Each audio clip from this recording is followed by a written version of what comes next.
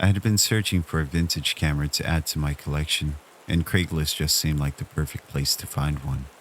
I came across an ad posted by someone named Mark, who claimed to have the exact camera I was looking for. We exchanged a few messages, and Mark seemed friendly and knowledgeable about photography. He asked if we could meet at a coffee shop not too far from my home. As I walked in, I saw Mark sitting at a corner table, and he waved me over with a smile. Sure enough, he had the camera that I wanted, and it looked like it was in pristine condition. We chatted briefly about our shared passion for photography, and I was convinced that this was going to be a successful transaction. However, as I examined the camera, I noticed something unusual when I opened the back to check the film compartment. Inside, there was an old roll of film, seemingly forgotten. Mark must have noticed my curiosity and casually mentioned that he must have forgotten to take it out and insisted that I could have it.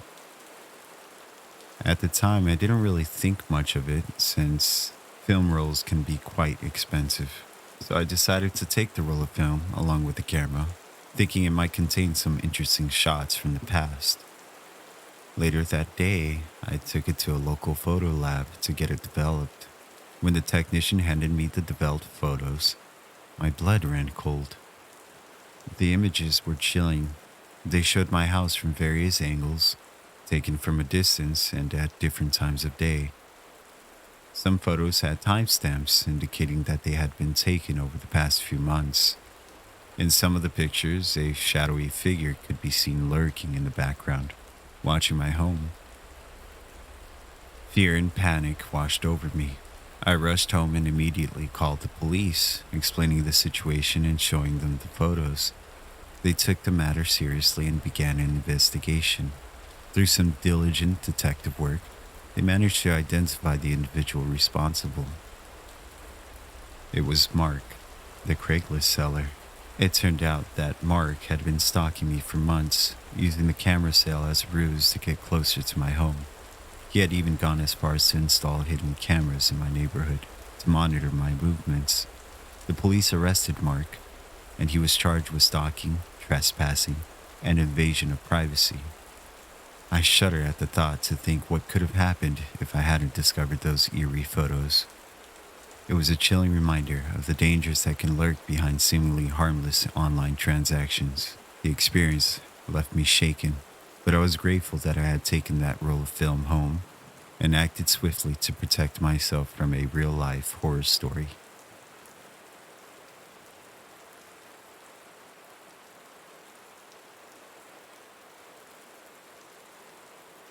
A few years ago, I was on the hunt for a new apartment.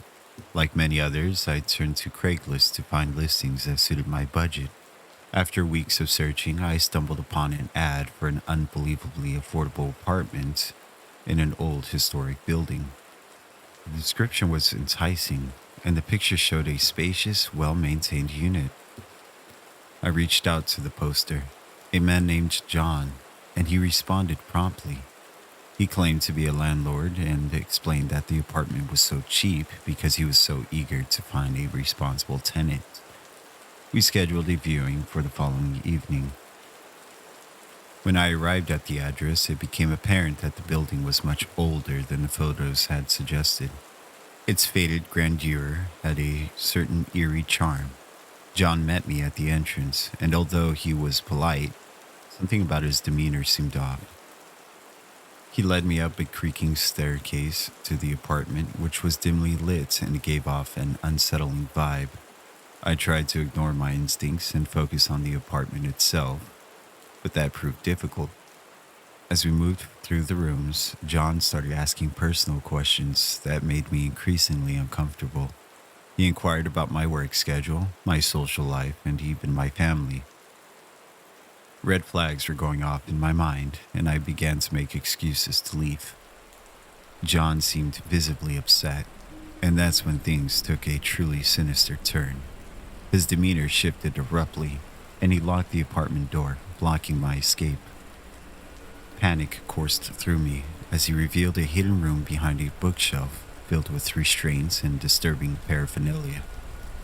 I knew I had to act fast.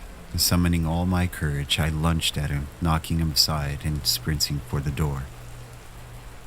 I could hear his anger and heavy footsteps behind me, but my adrenaline fueled my escape. I reached the safety of the street and called the police. They arrived at the building and apprehended John, discovering a horrifying truth. He had a history of luring unsuspecting victims through Craigslist, using the promise of cheap apartments as bait to trap them. To this day, I wonder what would have happened had I stayed just a moment later, or had he trapped me inside his home.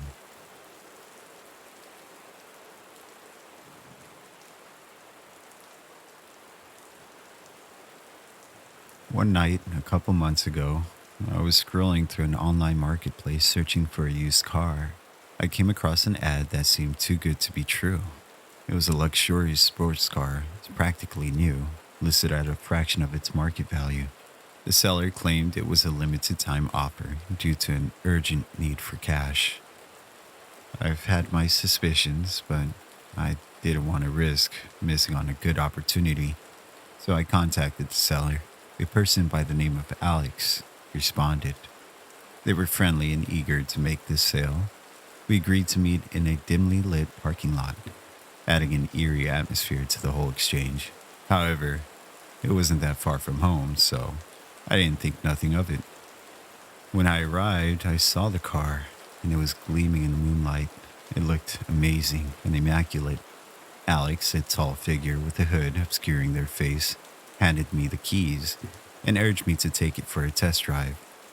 Looking back now, this was beyond creepy and a red flag, and I did hesitate, but the car was exactly what I wanted. So I got in. When I turned on the car, the engine roared to life, and I sped down the empty road, feeling an exhilaration I'd never experienced before. The whole ordeal was weird. Alex just stood there and allowed me to get into the car. He wasn't worried about me taking it, and if I had the courage, I would have easily just drove off without even paying him. But obviously, I'm no criminal. But when I glanced at the rearview mirror, Alex, standing by the side of the road, was watching me with an unsettling grin. I decided to return the car, and as I pulled back into the parking lot, he was gone. I parked the car and tried to contact them, but their phone was disconnected. I was worried, so I decided to leave and report this strange encounter to the police. As I opened the car door, I noticed a foul odor, like something had died inside the vehicle. I cautiously checked the trunk, and to my horror, I found a human hand sticking out from beneath the tarp. Panic set in, and I stumbled out of the car, only to see Alex's face on a nearby security camera, leering at me. I called the police immediately, and when they arrived, they uncovered a horrifying truth. The car I had test driven was stolen, and the false advertisement was a lure to trap unsuspecting victims. Alex was a wanted criminal, responsible for several disappearances in the area. My heart raced as I realized how narrowly I had escaped a gruesome fate. From that day on, I have been cautious about online advertisements, always weary of things that seem too good to be true.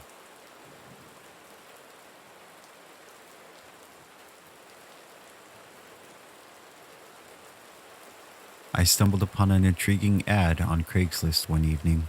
It was titled The Perfect Antique Mirror, a window to the past. As an antique enthusiast, I couldn't resist clicking on it. The ad was accompanied by a photo of an ornate Victorian-era mirror with an intricate wooden frame and an almost mystical aura about it. The description was equally enchanting. The seller, who went by the mysterious pseudonym Evelyn, claimed that the mirror was more than just a beautiful piece of decor. It had a hauntingly captivating secret. According to the ad, gazing into the mirror allowed you to glimpse scenes from the past as if you were a silent observer of history itself. Intrigued and skeptical in equal measure, I reached out to Evelyn to inquire about the mirror's authenticity. She responded promptly, claiming that the mirror had belonged to her great-grandmother a woman known for her psychic abilities. Legend had it that the mirror had been used in seances and rituals, unlocking glimpses of forgotten moments and spirits from the past. Despite my reservations, I arranged to meet Evelyn in a dimly lit coffee shop. She was a strange woman with an air of mystique about her. Her story was persuasive, and I couldn't resist the temptation any longer. I bought the mirror, entranced by the idea of peering into history itself. Once I had the mirror in my possession, I couldn't help but test its alleged powers. It wasn't until one late night, alone in my living room, I stared into its depths. At first, I saw nothing but my own reflection. But then, as minutes passed, the mirror seemed to ripple, and the room around me began to shift. I found myself standing in an old candlelit room. The air was heavy with tension, and a group of people in 19th century attire huddled around a table covered in velvet. It seemed as though they were conducting a seance, and I was the invisible observer of their ghostly gathering. The experience was surreal as I watched the spirits of the past communicate with the living. Days turned into weeks, and my obsession with the mirror grew. I delved deeper into its secrets, witnessing scenes from history, both beautiful and horrifying. I saw lovers' reunions, battlefield horrors, and moments of profound human connection. It was as if I had access to a portal through time. But with each glimpse into the past, I felt a piece of myself slipping away. My world became increasingly disconnected from reality. I neglected my job, my friends, and my own well-being. The mirror was a captivating but perilous addiction, and I couldn't tear myself away from it. One evening, I stared into the mirror once again, and I saw something that chilled me to my core. It was my own reflection, but this time it was different. Hollow eyes and a twisted smile. I realized with horror that the mirror had taken more from me than I had ever could have imagined. Till this day, I'm convinced that it had stole my soul, leaving behind an empty husk of a person. The dark twist of this Craigslist ad was revealed in that haunting moment, as I became trapped within the mirror, forever bound to its sinister enchantment. My warning to anyone who stumbles upon such an ad: be careful with what you wish for some treasures come with a price too high to pay.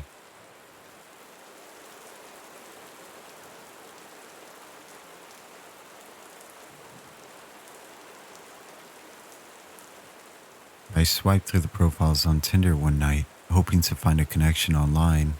Loneliness had become my constant companion since the pandemic, and I craved for a human interaction.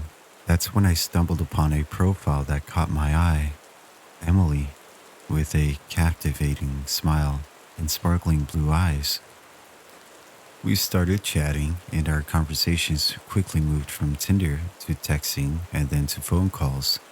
Emily seemed perfect, smart, funny, and charming. She claimed to have been a nurse working in a nearby hospital, which made her busy schedule understandable. I looked forward to our daily calls. Her voice was a soothing balm to my isolated existence. One evening, Emily suggested we meet in person. She said she knew a cozy little coffee shop just a few miles away. My excitement was uncontrollable, as finally meeting someone such as Emily was everything that I was hoping for. It was an exciting time. On the day that we agreed to meet, I arrived at the coffee shop with butterflies in my stomach. I waited for what felt like hours, but Emily never showed up. My calls and texts went unanswered. Desperation took hold as I realized I had been ghosted. After feeling defeated, I returned home and decided to dig deeper. I searched for Emily's profile on Tinder, but it was gone. It was almost as if she vanished out of thin air, or never existed. I decided to move on, and days turned into weeks, and then I received a chilling message. It was a photo of Emily, or at least someone who looked like her. The text read, "We have Emily. If you want her to live, you'll do as we say." I began to panic, and I immediately went to the police with the information that was received. I gave them all that I have, and they told me that they would look into it.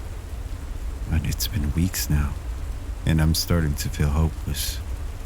Out of complete fear and not knowing what they're capable of, I followed their instructions, transferring money and providing personal information, all while they continued to taunt me with images of Emily's apparent distress.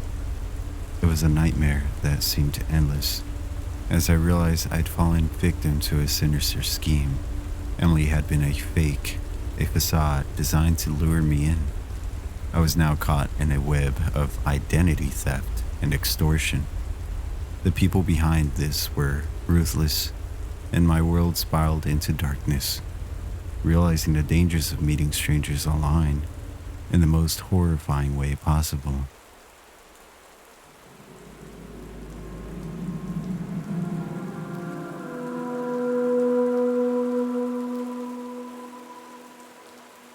I once met someone online through Tinder that seemed friendly at first. We chatted for weeks, sharing stories and personal details. We decided to meet in person, and my excitement was mixed with nervousness. We arranged to meet at a quiet coffee shop, but when I arrived, there was an eerie feeling in the air. The stranger who had seemed so kind online had a sinister aura in person. They had a cold, unsettling stare that made me feel afraid, but I wanted to give them a chance. As we sat down to chat, their conversation turned a bit dark. They started revealing disturbing things about themselves, things that they had never mentioned online. It was as if they had a hidden agenda. Panic crept in as I realized I was alone with this stranger. I excused myself to go to the restroom, hoping to make a quick escape, but when I returned to the table, they were gone, leaving a chilling note that read, "You can't escape me." My heart raced as I rushed out of the coffee shop, feeling lightheaded, nearly blacking out. To this day, I have no idea who that person truly was or what their intentions were. A stark reminder of the dangers that can lurk behind seemingly friendly online personas.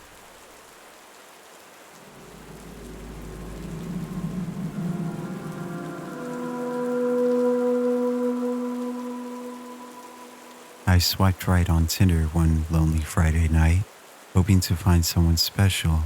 The app buzzed with excitement as I matched with a stunning profile picture that seemed too good to be true. We decided to meet at a small but quaint coffee shop the next evening. As I entered the cafe, the smell of roasted coffee beans filled the air, and I spotted her sitting in the corner, bathed in shadows. Her eyes gleamed with an eerie intensity as she greeted me, but I shrugged it off as nerves. We talked about our interests and lives, and her stories were captivating, but something about them felt off. She spoke of past relationships that had ended mysteriously, leaving me a bit spooked, but curious. I didn't want to pry since we're still getting to know each other. Despite this unease, I couldn't deny that I still had a liking to her. As the night wore on, she suggested we take a moonlit walk in a nearby park. Reluctantly, I agreed. Under the pale moonlight, we walked along a winding path surrounded by dense woods. My heart raced a bit, and I began to sense that something was terribly wrong. She seemed to know too much about me, even things that I hadn't mentioned. Then, out of nowhere, she stopped and turned toward me. Her face twisted into a sinister grin, telling me that she knows what I desire, in a whispering tone. My pulse quickened as I tried to back away, but the grip that she had on my arm was terrifyingly strong. At this moment, in the darkness, her true form was revealed. her skin pale as death, her eyes glowing with a soulless light. She was no ordinary woman.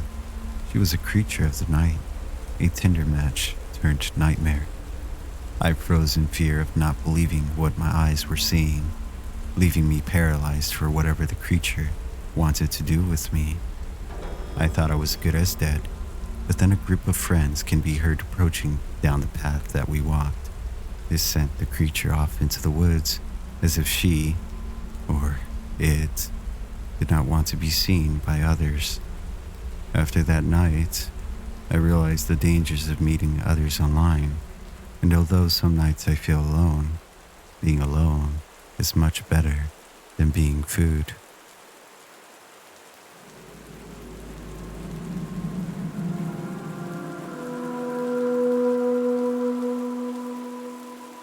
I nervously swiped right on Tinder, hoping for a spark in my love life. His profile was perfect, charming smile, shared interests, and overall genuine. We chatted for weeks and everything felt right. We decided to meet in person at a cozy cafe. As I walked into the cafe, my heart raced with excitement. I spotted him sitting alone at a corner table. He looked nothing like his pictures. My unease grew, but I approached him cautiously. Trying to hide my disappointment, I introduced myself. He smiled, revealing a set of crooked teeth. He introduced himself as John. We began talking, and it didn't take long for me to realize something was horribly wrong. His eyes were piercing and predatory. I began to panic as I realized his intentions were not friendly. Desperate to escape, I excused myself to the restroom. I fumbled for my phone and called my friend Abby to pick me up. I told her where I was and begged her to hurry. When I returned to the table, John was still there, smiling maliciously. I tried to engage in polite conversation while anxiously watching the entrance for Abby's arrival. Minutes felt like hours. Finally, Abby's car pulled up outside the cafe. I made my excuses to leave, but John lunged at me and pulled me by my wrist. I freaked out as I struggled to break free. The people in the cafe were oblivious to what was happening. Abby stormed into the cafe, and at last, John let go of my wrist. Once we were safe in Abby's car, away from John, we reported what happened to the police, but they couldn't find him based on the information I had. I deleted my Tinder profile that night, scared by the terrifying encounter with the man named John.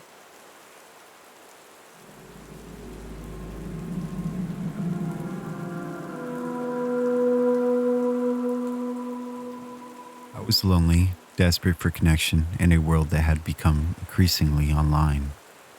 So I turned to Tinder, hoping to find someone who could fill the void in my life. Little did I know, this decision would lead me down a chilling path. One evening, while swiping through countless profiles, I stumbled upon a mesmerizing photo. Sarah, her name was, and her smile could have lit up a room. We matched, and our conversations were electric. She seemed perfect, too perfect, as if she had been custom made to fit into my life. After weeks of texting, we decided to meet. Sarah suggested a secluded cabin in the woods for our first date. I know, it's a red flag, but she seemed perfect. She wanted to be away from the big city and away from the prying eyes of the world. I was thrilled at the prospect of escaping the confines of my mundane existence, and so it just seemed right. The anticipation was exhilarating. There was an underlying sense of unease I couldn't just ignore. As the day of our meeting was soon approaching, I received a message from Sarah telling me she needed my help with a personal matter. She claimed to be in a dire financial situation and asked for a substantial sum of money. Red flags waved in my mind, but I was blinded by my love for her. I agreed to transfer the money, believing that this was a small price to pay for love. The day came, and I drove to the cabin, my heart pounding in my chest. When I arrived, the eerie silence of the secluded woods enveloped me. Sarah was nowhere to be found. Panic began to set in as I realized I had been lured to a trap.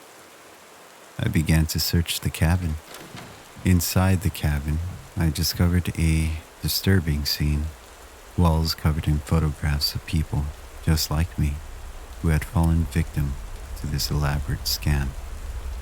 Their lives had been torn apart by the insidious scheme. It was then that I realized the horrifying truth.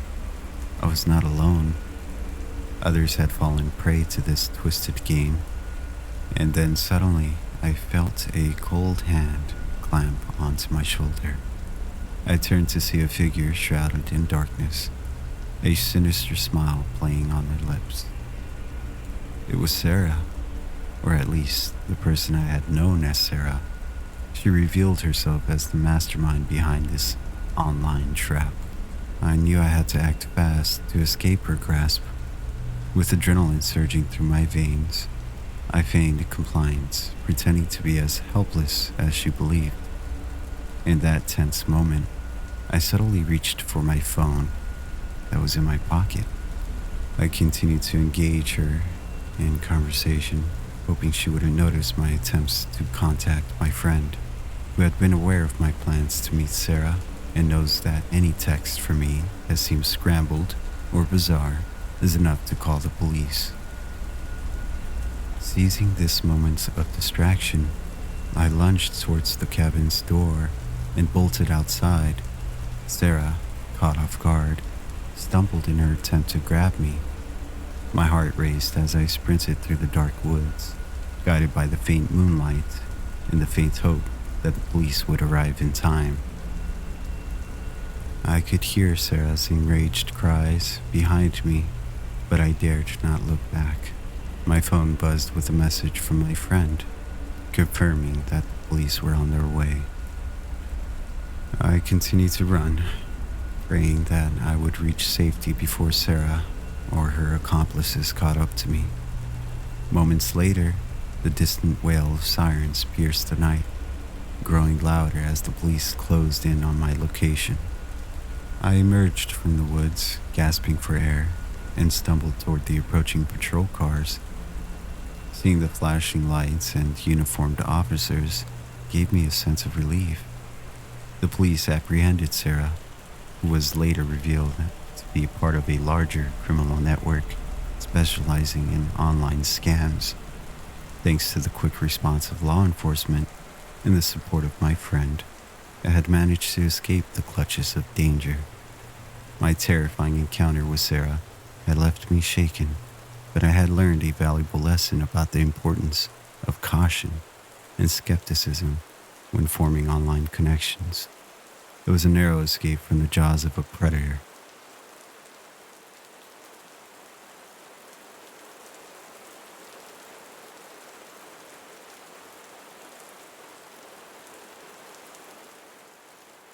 The ad itself was a red flag, but at the same time it was appealing. It said, earn $120 per night as a night guard in the morgue, and to apply now. I had been jobless for a while and had to afford to pay my rent and late bills, and with this kind of pay, I'd be able to live like a king. So I applied, hesitantly, half hoping I wouldn't get a response from the company. But not even 2 hours later, I got an email from the employer. Thank you for applying to our position of night guard and morgue. We are happy to inform you that your skills are suitable for our company and would hereby like to offer you a 1-year contract. If you agree to the terms below, please leave your signature via the online signature website and arrive at the location provided by 10 p.m. tonight. Tonight? I thought it was a little too soon, but I didn't complain. I didn't know what to expect or who I'd meet there, so I put on a shirt and jeans and went to the address a little early. I was there at 9:40 p.m. and a middle-aged man who seemed to be a morgue worker greeted me. He introduced himself as George and explained why I was sent here in such a short notice. I guess the security company I worked for was in desperate need of replacing the guy before me. It wasn't long before George began showing me around the morgue and mentioning how easy the job is. I asked what specific duties I should focus on. He leaned in with a bit of a serious tone and said, "Oh, that? No big deal. Just make sure no one breaks in or out." We stared at each other for a bit of an awkward moment, but then he chuckled and said, "I'm just kidding. Well, listen, my shift is over, so I'll be going now. Just sit tight in the office and relax until 6 a.m. That's when the next guy starts." And just like that, he left. I sat down by the desk in the office. I thought this probably isn't going to be so bad. There was a paper in front of me, and after observing it, I realized it was a list of rules addressed to me. It said, "To the new guard, welcome to the company. Below is a list of rules for your job. Rule 1. The first thing you should do is conduct a full sweep of the area to make sure nothing is out of the ordinary, including the crypt. Important note, if any of the body chambers are pulled out in the crypt, push them back in. They should remain pushed in at all times. Rule 2.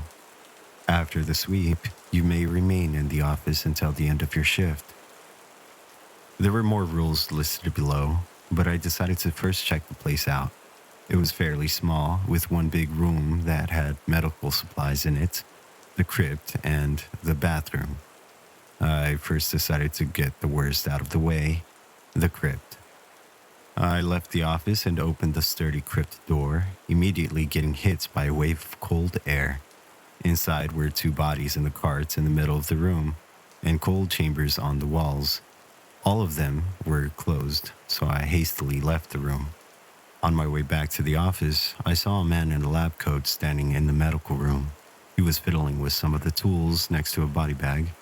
I yelled for his attention, asking if he works here, but he ignored me and simply continued doing whatever the hell it was that he was doing.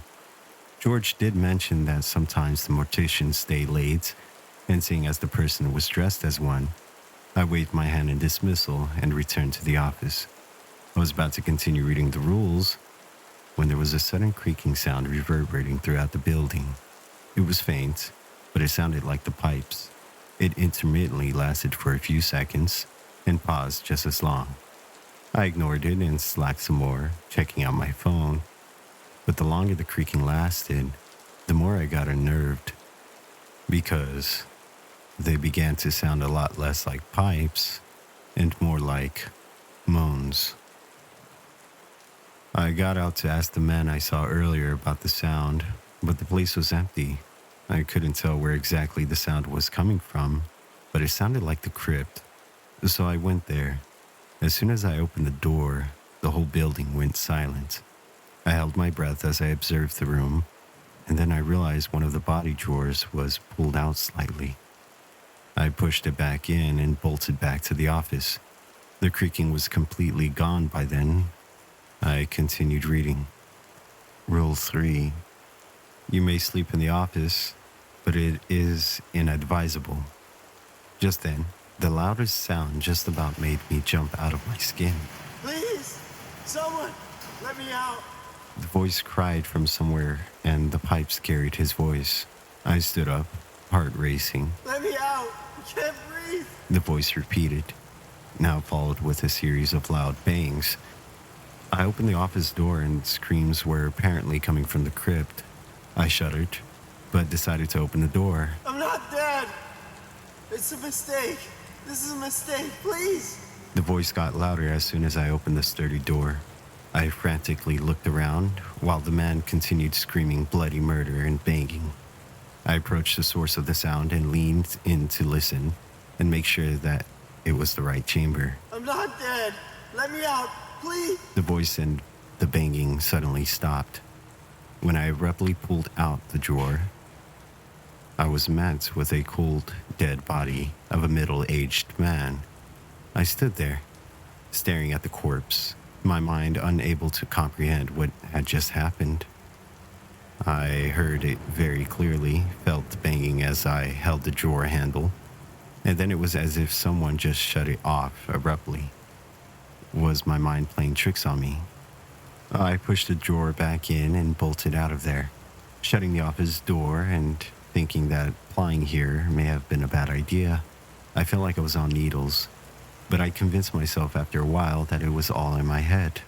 I continued reading the rules. Rule number 4: you may play music to kill the silence, so long as it doesn't drown out any outside noises. Rule number 5: if you hear incoherent sounds coming from the crypt, you can ignore them. Rule number 6: if those sounds turn into panicked screams, do the following. 1. If the screams are female, ignore them until they stop. Do not enter the crypt during this time under any circumstances. 2.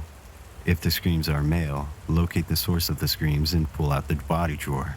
This should stop the screaming. The page just ended there. I placed the paper down and leaned back into the chair. It was 1 a.m. I started feeling sleepy, and after a while, my eyes began to shut. Just as I started drifting into a dream, I felt a firm grip from behind my shoulder. I instantly shot up, knocking the chair down in the process, but no one was there. I no longer felt sleepy. Everything was quiet for a while, and I went to the bathroom once more. When I returned, it was 4 a.m., and I was pretty much ready to end the shift here. I started thinking how it wasn't so bad for $120 until I flipped the paper with the rules and realized there was something else written on the back. Rule number 7: all the staff will be out of the building by 10 p.m. So if you see a man in a lab coat during your shift, do not, under any circumstances, try to talk to him. I read the rule 5 times over, but the text remained the same. There was a gentle knock at the office door. I looked up, and through the glass, I saw the man in the lab coat grinning at me. It's 4:30 in the morning now, and he keeps.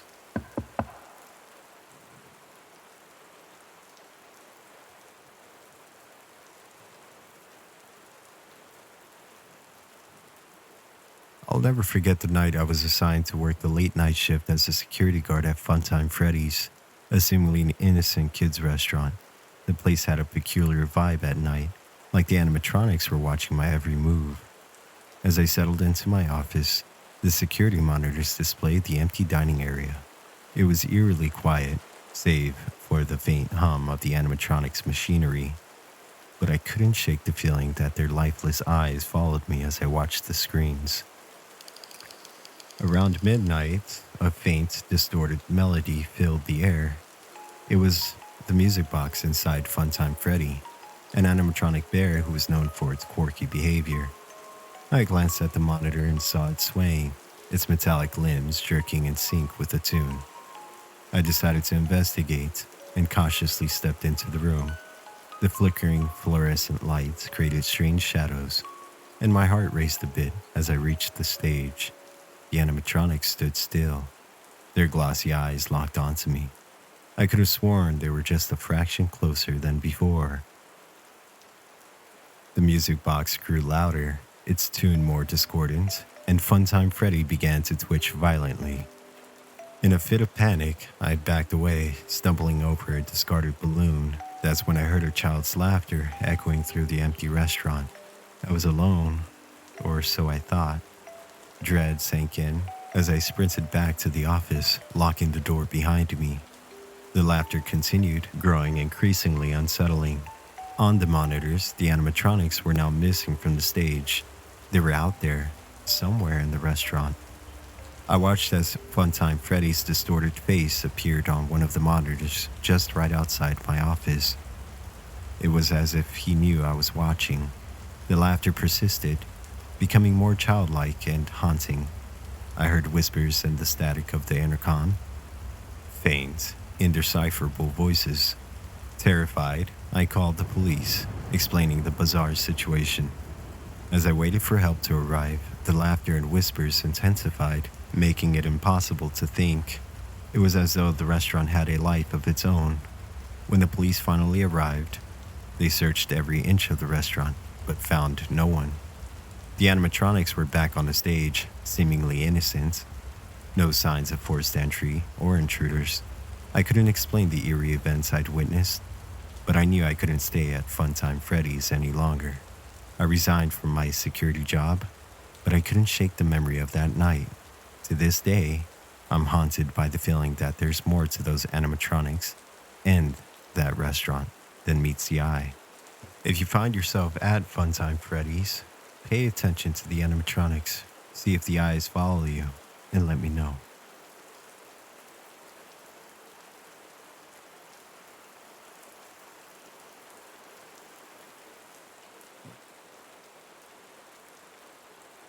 Many years ago, a group of 12 of us teens went on a backpacking trip to a Southeast Asian country during our midterm break. Among the things in our itinerary, we had wanted to stay in a mini theme park casino hotel that was situated high up in the mountains. Only thing is, we were bad at planning to say the least, and pretty much thought we could bunk anywhere and any time and in any hotel. We didn't book in advance. It was peak season, unfortunately, and when we got there, no good hotel could accommodate us. In the middle of the night, carrying our large backpacks, we had to wander far from the lights of the main resort down into the other side of the dark, desolated mountains. You see, other than the resort located at the very top of the mountain, there were very few people living there, nor were there many establishments around the other areas of the mountain.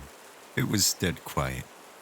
The journey to find a place to spend the nights at 11 p.m. was unnerving, to say the least. The mountainous areas away from the main resort were completely devoid of life, and tall trees surrounded us from all sides along the main path. Beyond these trees were an unmanaged dark forest, and pretty much no one ever went up into the forest. It wasn't until we walked quite a distance in these conditions when we saw a large parking lot with a rather dilapidated hotel in the middle.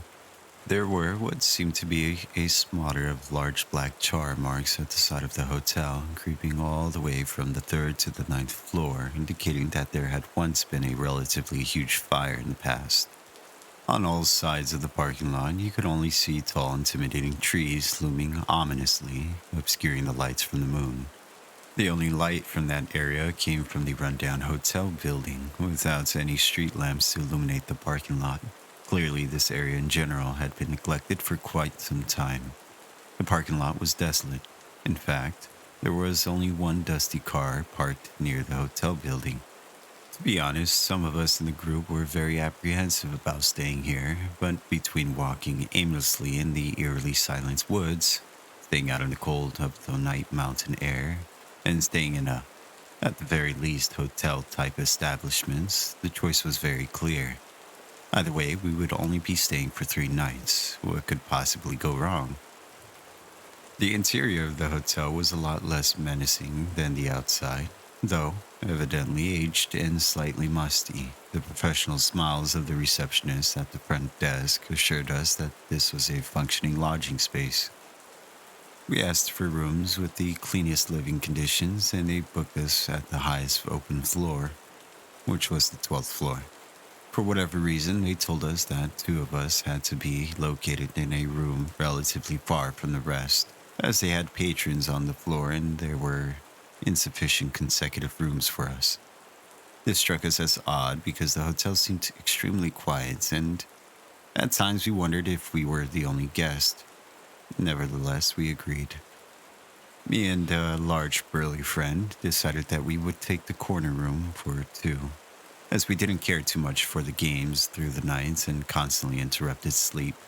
The corner room seemed peaceful enough, and well, someone had to make the sacrifice after all. This roommate was the person in the group of 12 that I had known the least. He was a religious foreign student, older, and his habits were all very new to us.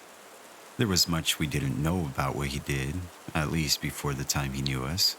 That and his imposing stature, exotic and unfamiliar appearance, at least for a teen at the time, made it slightly more intimidating to be trapped alone in a dark room with. However, from my interactions with him, he seemed rather mild-mannered and quiet, so I wasn't opposed to sharing a room alone with him.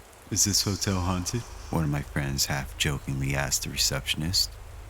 They paused for a moment, looked at each other, and gave an ambiguous, polite smile to him as if he had just told an inappropriate joke.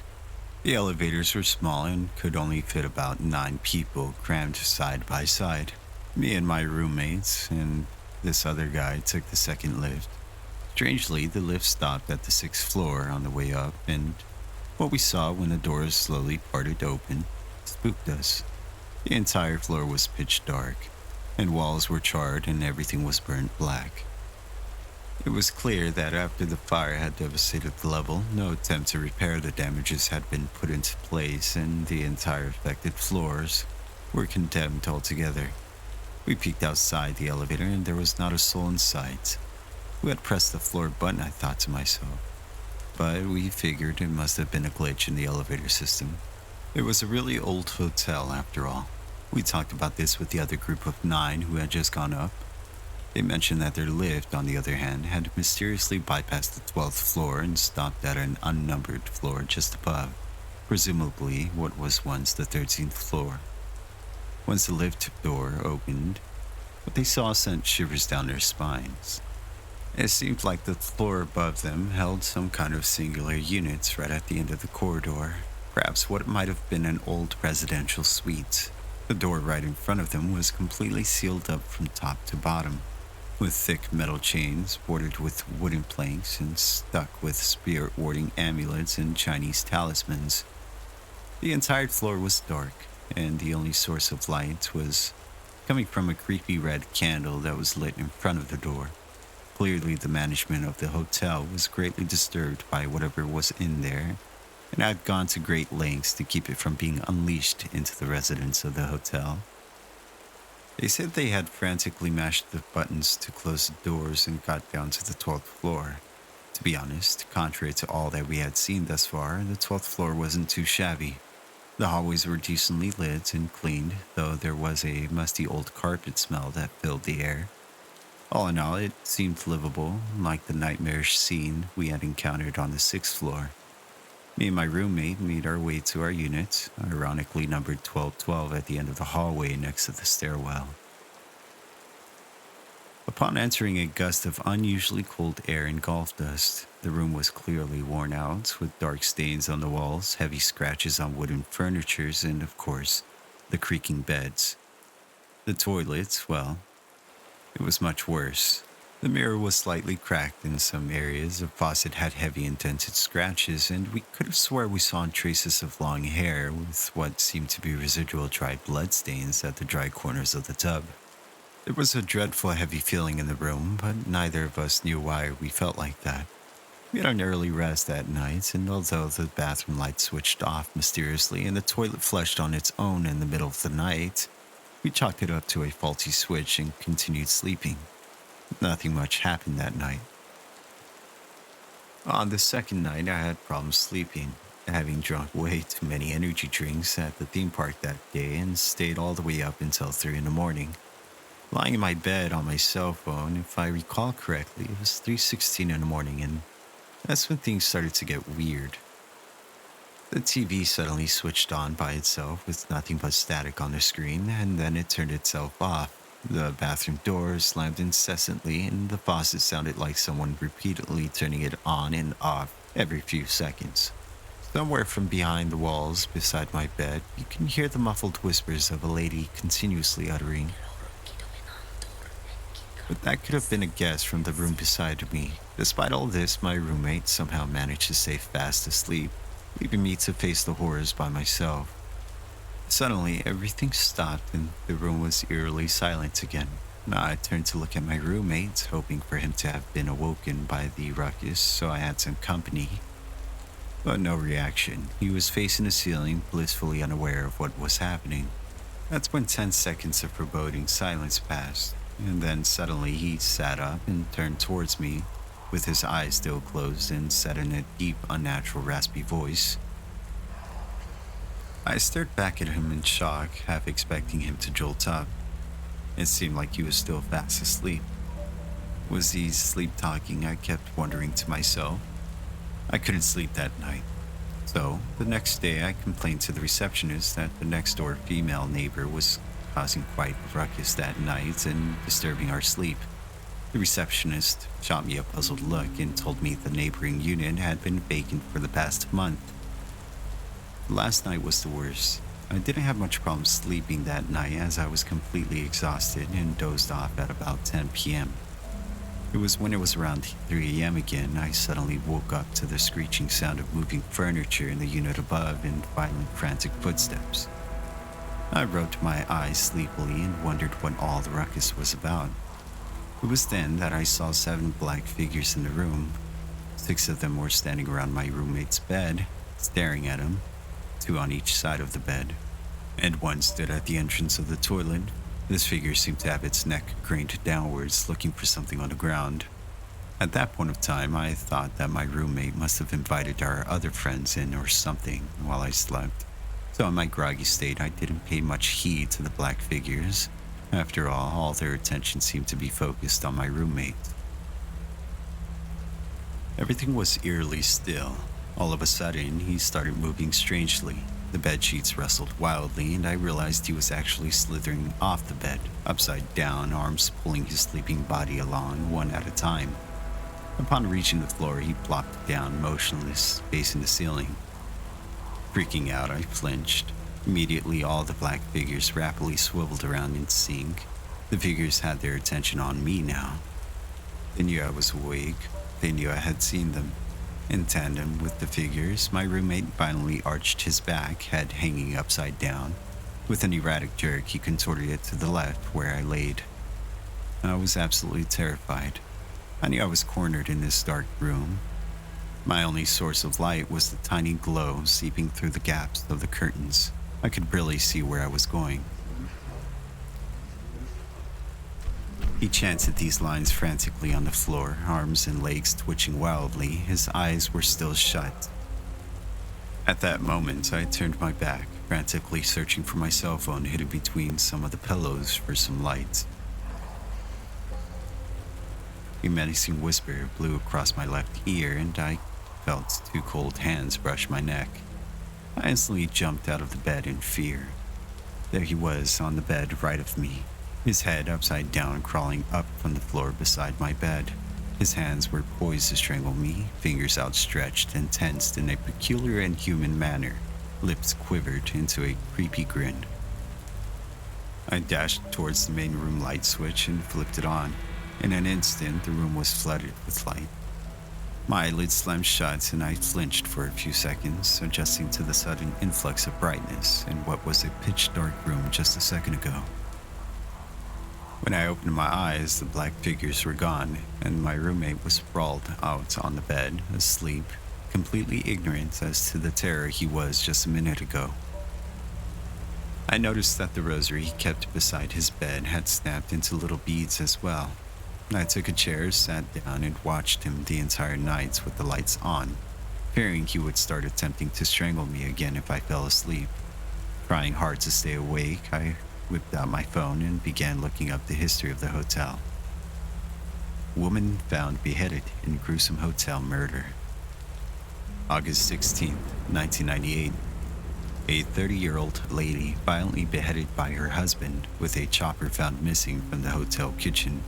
Her body was found floating in a pool of blood in the bathtub with her head placed next to the faucet on the top of the tub, eyes still wide open in terror facing a door.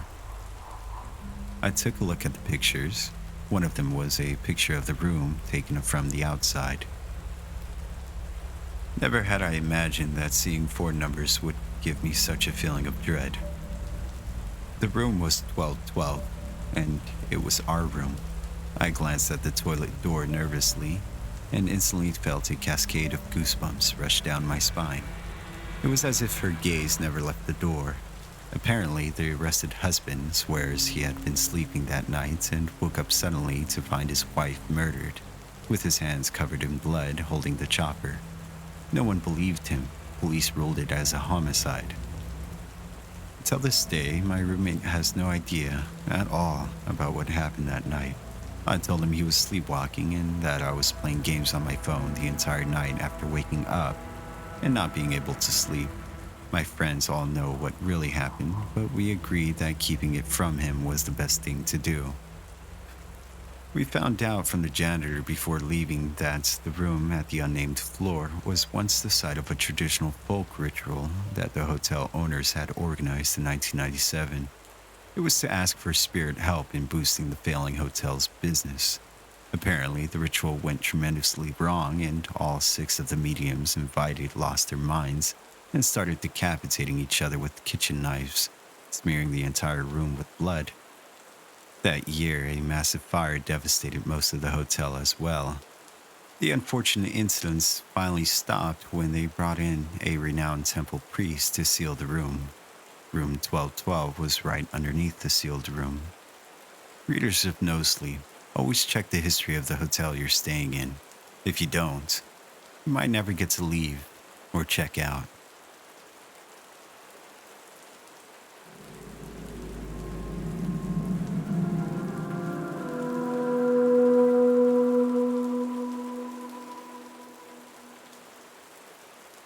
Business trips are dreadfully boring, especially in my line of work.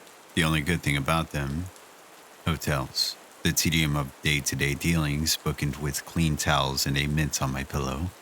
If I could live in one, I surely would. There's just something in the ambience that soothes my soul. At least, that's how I felt until staying at the Covenwood Inn. It seemed like any other hotel at first. Typical floor plan, decorative arrangements, overly polite check-in clerk. It wasn't until I received my key card and ventured up to room 371 that I would notice a dissonance in the layout. Something amiss that broke up the usual hotel landscape. In my room, placed deliberately on the bed, was a sheet of paper.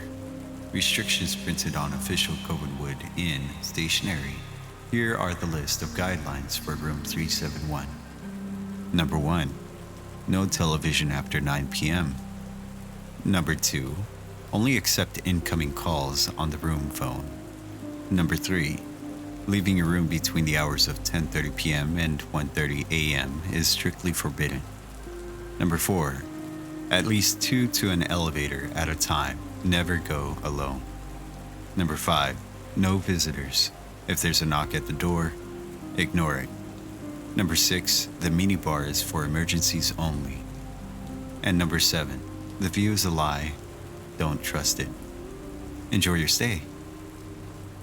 This was odd. I had never seen anything like it, not once, in any of the hotels I stayed in the past. Perplexed, I called the front desk for answers. All rules are to be followed during your stay. The clerk stated this plainly, as if he had uttered it 1,000 times before. I don't understand. What kind of emergency would warrant the use of a minibar? And why can't I watch TV past 9? What does this view is a lie even mean? I was offered the same reply, spoken with the same tone as before, not unlike a recording. All rules are to be followed during your stay. And that was it. No answers, no explanations. Assuming it was some sort of strange hotel humor I was unfamiliar with, I threw the list on the bedside table and forgot all about it. Until later that night. As I laid in bed, watching the 10 o'clock news, something completely out of the ordinary happened. The reporter began scratching at her face. A little at first, but then a lot. Her motions became aggressive and skin began peeling. Blood dripped from the wounds as she continued to relay her report without missing a beat. No one seemed to notice or react to her appearance. Eventually, she froze in place and stared at the camera. Then, a close-up of her face, grotesque and mangled. Her bloodied lips spread apart and offered an ominous sentiment. Don't break the rules, Dad. I jumped out of bed, left my room, and ran downstairs. My voice echoed through the lobby as I barged over to the front desk. What the hell is going on here? The receptionist didn't so much as blink at my intrusion. What can I help you with, sir? I just watched a news reporter tear apart her own face and tell me personally, to follow your bizarre hotel rules. Is this some kind of a sick joke? He pointed at the wall clock behind him. It's 10:18, sir. In room 371, there's no television past. I grabbed him by the collar. I don't appreciate being toyed with. Continue this jest, and there will be a call made to the authorities. Mark my words. I let go of him and stormed off. his monotone voice trailing off in the distance. All rules are to be followed. I returned to my room, shut the TV off, and laid down to sleep, pissed off but exhausted. Unfortunately for me, my slumber would be short-lived. I woke later that night in a fit of sleep paralysis, pinned in place by my own body. At the foot of the bed was a shadowy figure whose features I couldn't quite make out in the darkness. A warmth overtook the room as it stepped over to my side. My heart began to race. Closer now, I could see it was a man, maybe in his 50s, well-dressed, gray mustache. He leaned over me and spoke with a disturbingly unnatural timbre. His voice echoed off the walls and met my ear with an inhumane cadence. It's a pleasure to meet you, Jack. Are you enjoying your stay so far? I tried to break free of my chemical restraints, but it was no use. Where are my manners? I'm Garrett Covenwood, the owner of this hotel here. I like to greet myself to guests whenever He I rested can. his hand on my arm. There was a stinging sensation where his skin met mine, but I could barely wince in response to the pain. Follow the rules, Jack. If you don't, you're in for a bumpy ride. All at once, the warmth dissipated, and the sound of my cell phone buzzing rendered me fully awake. I jolted to a sitting position, reclaiming my movement. The man was gone, and my arm was fine. Thank God it was just a nightmare. I quickly grabbed my phone and answered. It was my boss, Coulter. Hey, Jack. There's been a change of plans. Need you down in the lobby right away. What? What for? No time to waste. Hurry up. I looked at the time. It was 12:36 a.m. I was forbidden to leave my room according to those damned rules. So I called the front desk. Listen here. I need to come down to the lobby and meet my boss. I don't care what your rules say. There better be no weirdness. You hear me? The sound of tapping away at the keyboard filled my ears. Sir, our records show that your boss, Coulter Brumlock, is fast asleep in his room. Confusion washed over me. In his room? Asleep? How would you even know that? Are you telling me there's no one in the lobby waiting for me? I hung up the phone and dialed Coulter's number. After 2 tones, he picked up. This better be good, Jack. I was sleeping.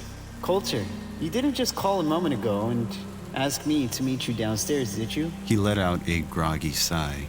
Of course not. What are you talking about? Can I go back to bed now? Another wave of confusion struck. Sure. It was probably a wrong number or something. Sorry to wake you. Before hanging up, I asked him one last question.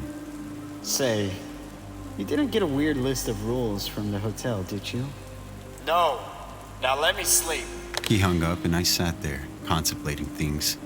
Honestly, it felt as though I was hanging on my sanity by a single fragile thread. I had told myself those images on the TV were the hotel's doing, but this couldn't be faked. Coulter and I had known each other for years. I knew his raspy voice anywhere, better than I knew my own. It was definitely him on the other line, but at the same time, it couldn't have been. It was, by all means, a mystery. The next day of work came and went. Before long, Coulter and I met back at the hotel where we dispersed to our separate rooms. What was once the highlights of any given business trip was now tainted by uncertainty. For a good, long while, I sat there in bed, still in my dress attire, pursuing the list of rules on the bedside table. I couldn't make sense of them any more than when I'd arrived. But it had become abundantly apparent that something was going on, something unexplainable. Part of me hoped it was a product of a tired mind overworked and succumbing to the side effects of exhaustions. But lies, even the ones we tell ourselves, only stretch so far. After undressing and climbing beneath the sheets for some much-needed rest, there was a knock at the door, and rule number 5 came to mind. No visitors. If there's a knock at the door, ignore it. It felt silly, but I did as the rule demanded. Better to be safe than sorry, I thought. The knocking, however, was soon followed by a voice. It was Coulter's voice. Jack, are you in there? Your wife called me. Said she couldn't get through to you on your cell. Something happened to Leslie. My heart sank. Leslie was our daughter. I jumped out of bed, ran to the door, and opened it at once. Coulter walked in, visibly troubled. What's going on? What happened to Leslie? Coulter bore a look of deep concern. It's not good news. My heart was pounding. He looked at me, almost teary-eyed. Leslie's dead, Jack. All color vanished from my room. What air I had in me left my lungs in a single, labored breath, as a steady stream of tears wet my face. Coulter put his hand on my shoulder. I fell to the bed, broken. The truth is, Jack, you broke rule number 5. Now I have to hurt you. His lips stretched into a wicked grin, and his body froze.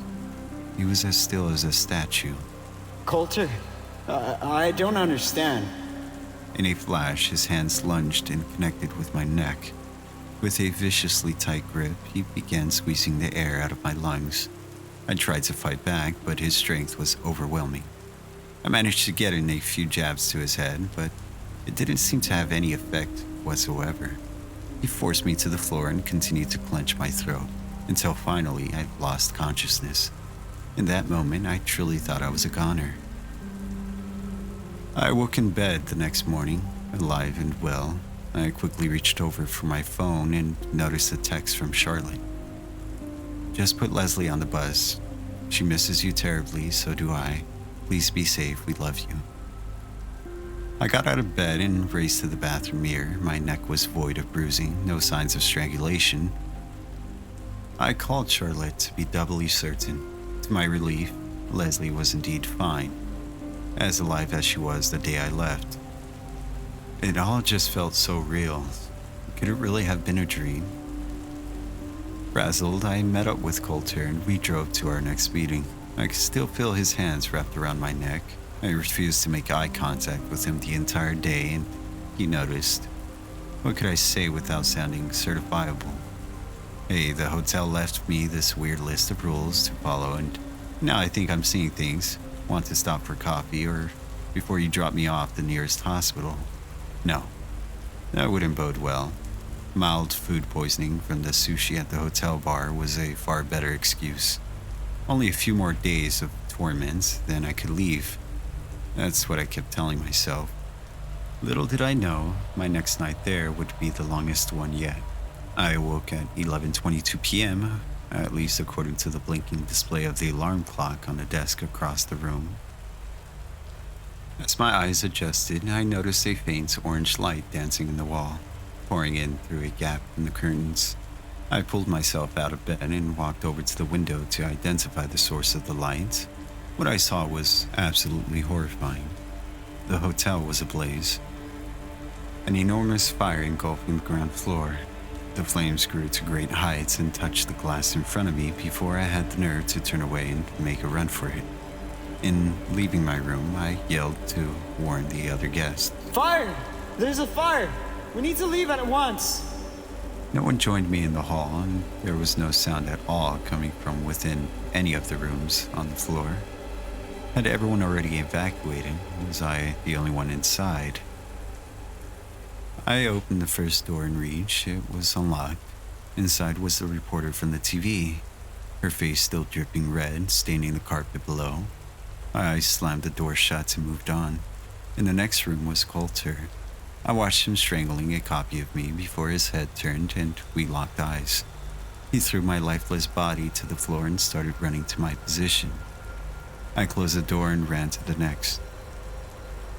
This room contained yet another impossibility, the worst one yet. It was my wife and daughter standing at the door. Their eyes were vacant, drained of all human emotion. I watched, astonished, as their skin burned to a crisp before my eyes. Charlotte spoke first. We miss you terribly, Jack. Leslie chimed in after. When will you be home, Daddy?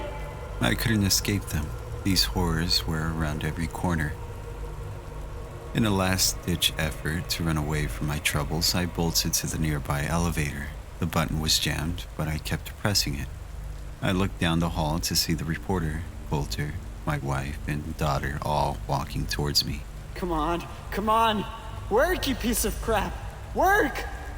Finally, the button gave way and the doors opened. I hopped into the metal box and pushed the button for the first floor. The doors closed just as the ragtag team of zombies closed the gap between us. I slid to the floor on the verge of a heart attack. The ride down offered no solace, no lull in the supernatural calamity I faced. Without warning, the elevator dropped, plunging into the depths of the hotel, far deeper than I thought possible. I gripped the railing as tight as I could as the lights wavered in and out of life. In between flickers, Garrett appeared before me. You've broken almost every rule, Jack. This is what happens. You'll destroy us if you're not careful. He vanished, the light left with him. Knowing my death was fast approaching, I closed my eyes and thought of Charlotte and Leslie. I could see them playing outside in the rain on the day I left. It was always heartbreaking to say goodbye, and this would be no different.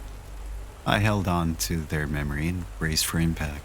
As the elevator neared the end of its descent, Garrett's booming voice entered my mind and broke the trance. Oh, Jack. Wake up. Jarred, my eyes opened and I fell back, landing on the floor. The unique abrasiveness of carpet brushed against my skin. I was no longer in the elevator. Upon taking a deep breath and gathering my wits, the familiar surroundings set in. I had inexplicably been transported back to room 371. As I looked around in disbelief, happy to be alive, I noticed the list in my hand. Rule number 7 was now circled. The view is a lie. Don't trust it. It took a minute to register, but I now knew what it meant. The view through the window. There was never any fire. It was just another ploy to get me to leave the room, and I foolishly took the bait. My eyes darted to the alarm clock on the desk. It was 1:47 a.m., meaning it was now safe to leave. I needed to get the hell out of there, and fast. I stood up, marched to the door, and grabbed the knob. It was hot to touch, burning hot. I pulled my hand back instinctively to avoid the harsh heat. I then noticed the charred wood at the bottom of the door's frame, indicating fire. Real fire. But how? I thought the view had deceived me. I looked back to the list for answers and noticed a postscript scribbled in pen. You should have followed the rules, Jack. You did this. Now we all have to suffer. My eyes scanned the page for more clues to no avail. They kept landing on rule number 7. In addition to being circled, it was underlined with a striking red ink. Why did my attention need to be drawn there? Was it just gloating or something more? That's when it hit me. I walked over to the window and peered outside. The fire raged on outside my room, but the world below seemed unaffected. No flames, no firefighters, no one running out of the hotel, just a plain parking lot. Traffic on the main road, trees in the distance. As normal a view as one could hope to expect from this particular vantage point. But the view was a lie. I tried opening the window, but an unseen force closed it shut on my fingers. I screamed and pulled them back. In a great deal of agony, I lifted the chair at the desk and threw it against the glass. It shattered, revealing the world outside for what it really was. I saw the fiery wall below and heard the guests screaming in peril. There was indeed a fire, and I was truly in danger. Still in pain, I picked up the list and looked at rule number 6, the mini bars for emergencies only. This was certainly an emergency. Without any time to waste, I opened up the mini bar next to the desk. Inside were no drinks or food, only a small black box with a red button affixed to its surface. I pulled it out and placed it on the bed. There was now smoke seeping into the room through the outline of the doorway. Looking over the list again, there were no further instructions, nothing at all pertaining to the box. There was only one course of action left to take. I closed my eyes and pressed the button as hard as I could, putting my life in its hands. Memories played in my mind like a film reel running in reverse. The day's events followed by the previous and so on. I relived all of the fear and torments in a matter of seconds. until eventually my eyes opened and I found myself in line with Coulter at the front desk waiting to check in. I can't explain how, but I was back in the hotel lobby on the first day of the business trip, the day we checked in. Say, Jack, what happened to your hands? I looked down and saw the bruises left by the window. He was cut off by the check-in clerk greeting me. I was now at the front of the line. Do you have a reservation, sir? I stared at him for a while, remembering everything that had happened. I then backed away from the counter and turned to leave. Jack? Where are you going? Sorry, Coulter. I think I'm going to get an Airbnb instead. I'll see you tomorrow. He waved his arms at me, frustrated, and then turned back to book his room. I heard the clerk handing him his key card before I reached the exit. Here you are, sir. Room 371 on the second floor. We hope you enjoy your stay.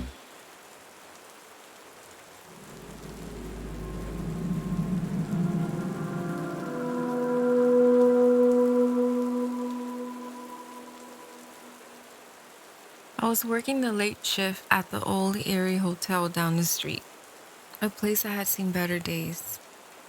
The lobby was dimly lit, and the ancient grandfather clock in the corner ticked away, adding an eerie soundtrack to the night. The storm raged outside with rain and wind lashing at the windows, making the occasional flicker of the lights even more unsettling. It was nearing midnight when I heard the creaking of the heavy front door. I looked up and saw a tall, shadowy figure slowly entering the lobby. The stranger was wearing a long, tattered coat that seemed drenched from the rain, and their face was obscured by a wide-brimmed hat. My heart raced as I greeted them from behind the reception desk.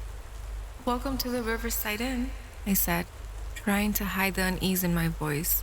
"How can I help you?" The stranger didn't respond. They just stood there, dripping water onto the worn-out carpet. I could barely see their face, but something about their presence made me feel uncomfortable. The tension in the room was unbearable as I tried to maintain my composure. I continued, "Do you need a room for the night?" Finally, the stranger nodded and placed a stack of soggy bills on the counter. Without a word, I handed them a rusty brass key, and they disappeared into the labyrinth-like corridors of the hotel. I watched them go, my fear growing with every step they took. I couldn't shake the feeling that something was terribly wrong. I decided to follow them discreetly, my footsteps muffled by the faded carpet. As I ventured deeper into the hotel, the storm outside intensified, casting eerie shadows in the narrow hallways. The stranger's footsteps echoed through the empty corridors. Finally, I reached the door of the room I had entered and pressed my ear against it, straining to hear any sound from the inside. What I heard scarred my memory till this day. Soft whispers of threats, like a conversation with the abyss itself, emanated from the room. The words were hard to hear, but the malevolent tone was unmistakable. I rushed back to the front desk and called the local police, explaining the situation as calmly as I could. They arrived quickly and, with the guns drawn, entered the room. I watched from a distance as they confronted the stranger. Inside, they found an empty room. The stranger had vanished, leaving no trace behind. The officers searched the room thoroughly, but the only thing they discovered was a single note on the dusty nightstand. It read, "You should have let me in." To this day, I can't forget the haunting encounter with that enigmatic figure, or the feeling that something otherworldly had passed through the Riverside Inn that stormy night.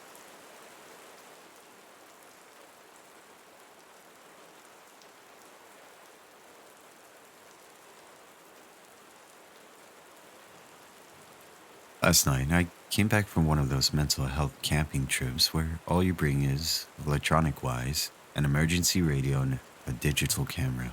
Other than what I'm about to tell you, it was actually insanely good for my health. I was struggling with my job for a little bit, and let's be honest, I was also struggling with life in general, but was finally able to simply relax. It's what felt like the first time in years, to be honest. I came back a new person, a fresh slate to write the rest of my life on. I later found out I came back a new person in a more literal way. The camping part went smoothly. I enjoyed some fishing, cooked with a campfire, and met some other people on their own retreat as well. You know, the normal camping stuff. I also took a lot of pictures. After about a week, I arrived. I packed up all my things and went back to my truck, ready to head back home. The ride back went smoothly, but I do have to admit, the first night of sleeping in my own bed rather than a cot felt so damn good. I woke up this morning and decided to go through my photos before heading into work, just to see what I wanted to download onto my computer and what I wanted to trash. This is where things get a little bit odd. The first picture was of me with a group of about 6 people. I don't remember a single one of these guys. All of their faces were blurred out, like they turned their heads swiftly as the picture was being taken of them. We all had our hands around each other, and the girl next to me was getting really close and personal with my waist. But I don't remember a single one of them. This caught me off guard. I just know I went camping alone, but from the looks of these pictures, I can see my tent in the background with a couple of other tents placed there too, all in perfect condition.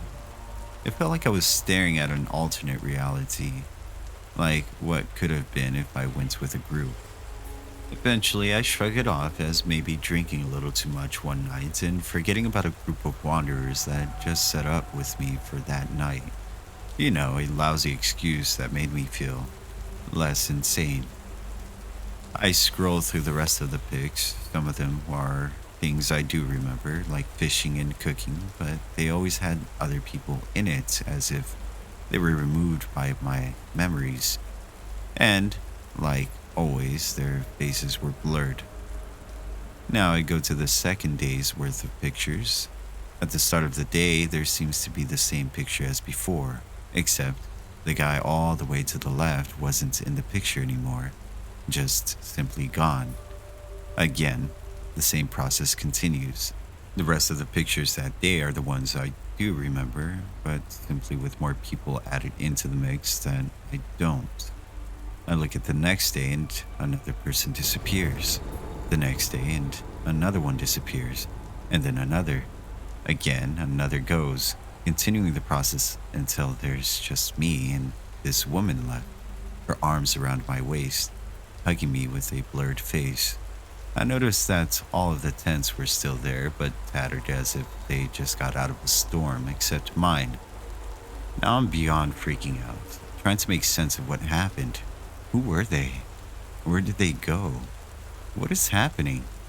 Why don't I remember? I looked down at my watch and noticed that I have been pondering over these photos for way too long and was a couple of hours late for work. I shoved my camera into my bag, and since I was already dressed, I ran to the car. I get into the office about a half an hour later, walking in disheveled. I got a few looks from some of my colleagues, but shrugged them off as I was heading into the office. One of them walks up to me and asks me something I don't think I'll ever forget. "Where's your wife?" "My wife?" "Yeah, don't you remember? Her and the rest of management. You guys all went on a retreat, and you're the first one to come back." I look at my desk and notice a picture with all 7 of us from the original photo. I quickly opened up my camera and went back to the first picture taken, matching the bodies up with each other to confirm their identities.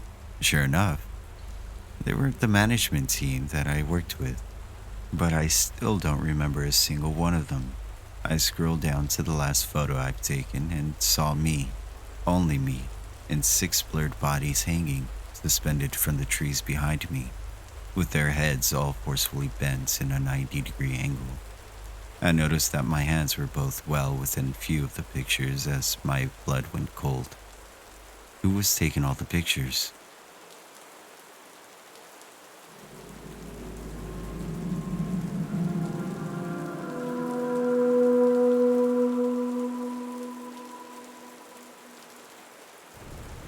I've never been much of an outdoor person, but the summer after my second year in college, one of my roommates convinced me to go tent camping with him. It was only over the weekend and I wasn't doing anything anyway, so I said I'd go with him. For the sake of privacy, I'll call him Jake. Now, Jake would go all out. He had a 2014 Jeep Wrangler, the entire back seat filled almost completely with different camping gear. He didn't like to reserve spots at actual campsites, but instead find his own spots, which he said made it more fun. We drove up to the Rocky Mountains for a while until we found a break in the trees with enough space to fit the Jeep through. We then drove off-road between trees until he pointed out a good spot. We set up a fire pit, chairs, and the tent we'd be staying in for the night. It was already around 7 p.m. and the sun was starting to set. Jake went to the car and pulled out a bag of hot dogs for us to cook over the fire. Real original, I know, but they were an easy meal and Jake wanted to give me the true camping experience since it was my first time. He even brought stuff for s'mores, although we never got that far. As we were cooking the hot dogs, there was an extremely loud female screaming, maybe 300 or 400 feet away. I looked up and saw Jake's head turn towards the direction of the screams. At first, there weren't any words we could make out, but then there was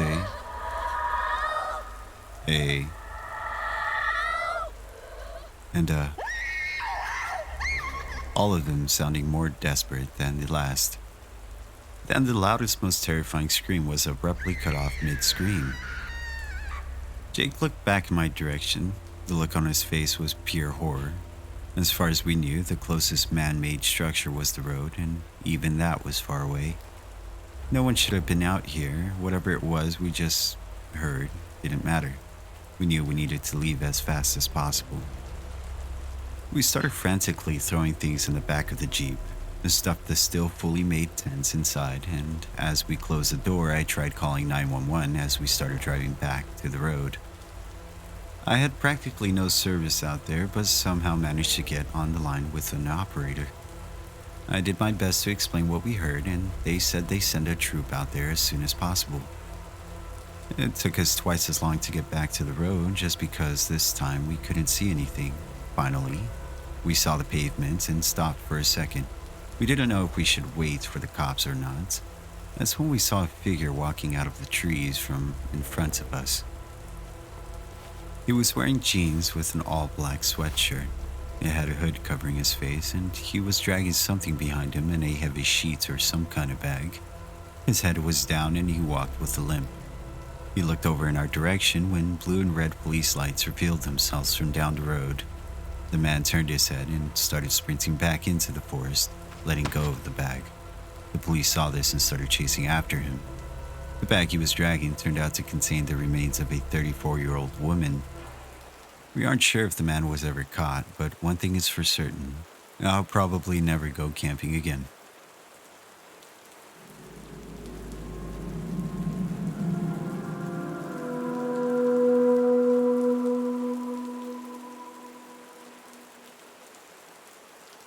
As the sun dipped down below the horizon, I could feel the wilderness enveloping our campsite.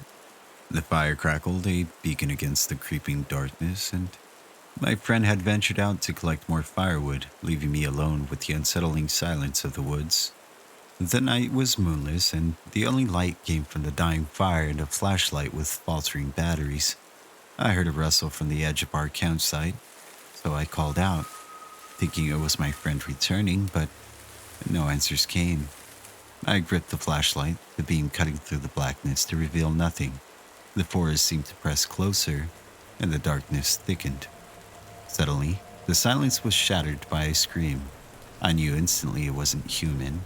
It was primal, filled with agony that was ancient and deep. My heart raced, but I couldn't move, frozen by fear. The scream came again, but closer this time. I realized it wasn't one voice, but many, a cacophony of suffering that seemed to come from the very earth beneath me. In that moment, I felt something brush against my tent. I swung the light towards it, and for a split second I saw it. A glimpse of matted fur, eyes that reflected the light like mirrors, and a mouth agape with too many teeth. I blinked and it was gone. But The brush of its presence left a cold dread in my heart. I wanted to run, but where could I go? The forest was like a labyrinth, and whatever was out there it knew this place better than I ever could. The rustling returned, circling the campsite, and with it, a whispering that was almost human, speaking words I couldn't understand. When my friend finally returned, I was huddled by the embers of the fire, eyes wide, clutching the flashlight like a lifeline. He saw my terror and asked what happened, but I couldn't form the words to explain it. We left that first light, leaving the tents and our supplies behind. I never went back to those woods, and at night, when the house is quiet, I can sometimes hear that whispering at the edge of my hearing, a reminder of the nights when the forest spoke to me in voices of horror.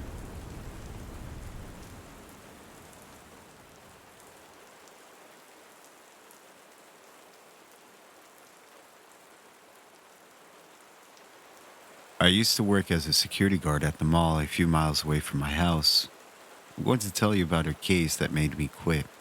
More than anything else, I want you all to help me with something.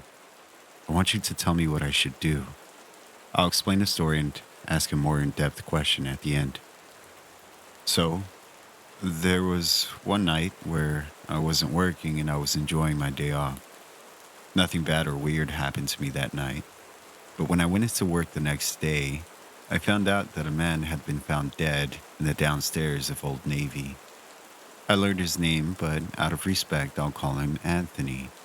When the AM shift began, the workers were obviously horrified when they opened up the shop doors. In the middle of the floor was a man's body just laying there. They had to close the store for the entire day, so no customers would find out. The strange part was that there was absolutely no evidence showing what exactly happened to him.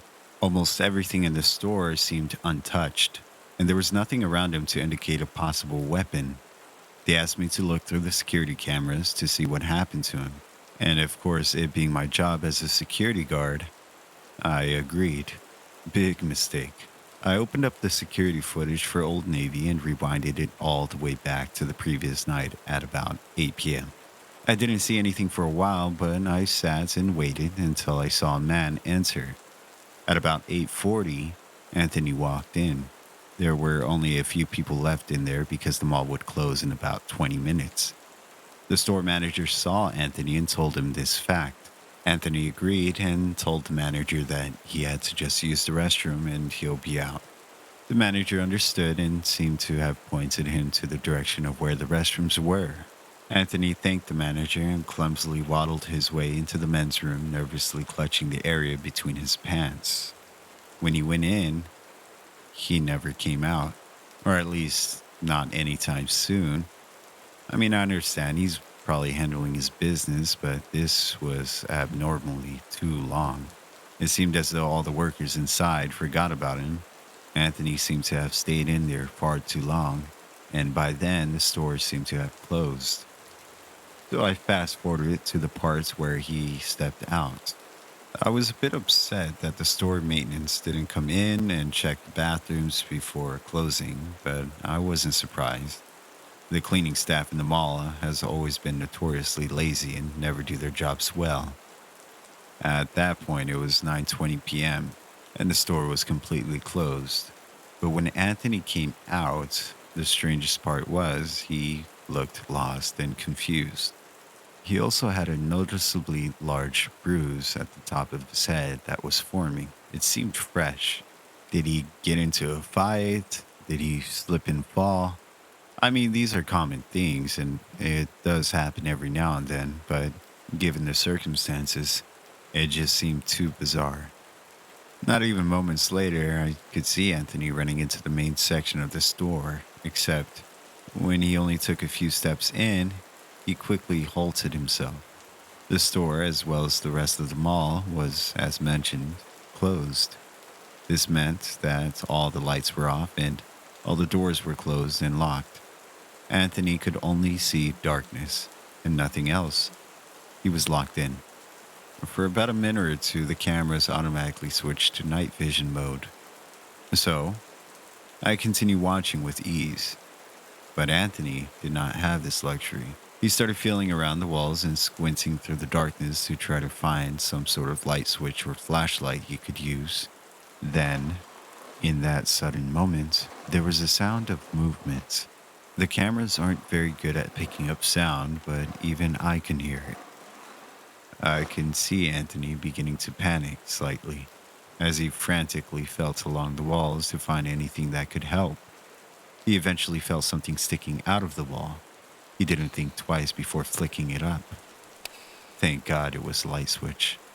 Most of the lights in the store's main section turned on and gave Anthony sight again. The night vision on the camera settings nearly blinded me before switching back. Anthony was seen looking around the store. He was probably looking to see if there was any sort of person or animal that was making that sound or sneaking around. But there was no one. When he began walking around the store, surveying his surroundings, there were several large metal gates sealing all the front entrances shut. He looked around for any other possible way out, but everywhere he looked, he just saw clothing. There were shelves everywhere, absolutely filled with clothes. Clothes that were covering every single mannequin. I've never liked those goddamn mannequins. There must have been at least 20 of them at that moment. They looked like they were everywhere, with the bodies positioned in every which way, looking in every direction with their lifeless faces and plastic bodies and accessories. I've always wondered why stores even started using them in the first place. Then, suddenly, a huge crash of thunder scared Anthony half to death.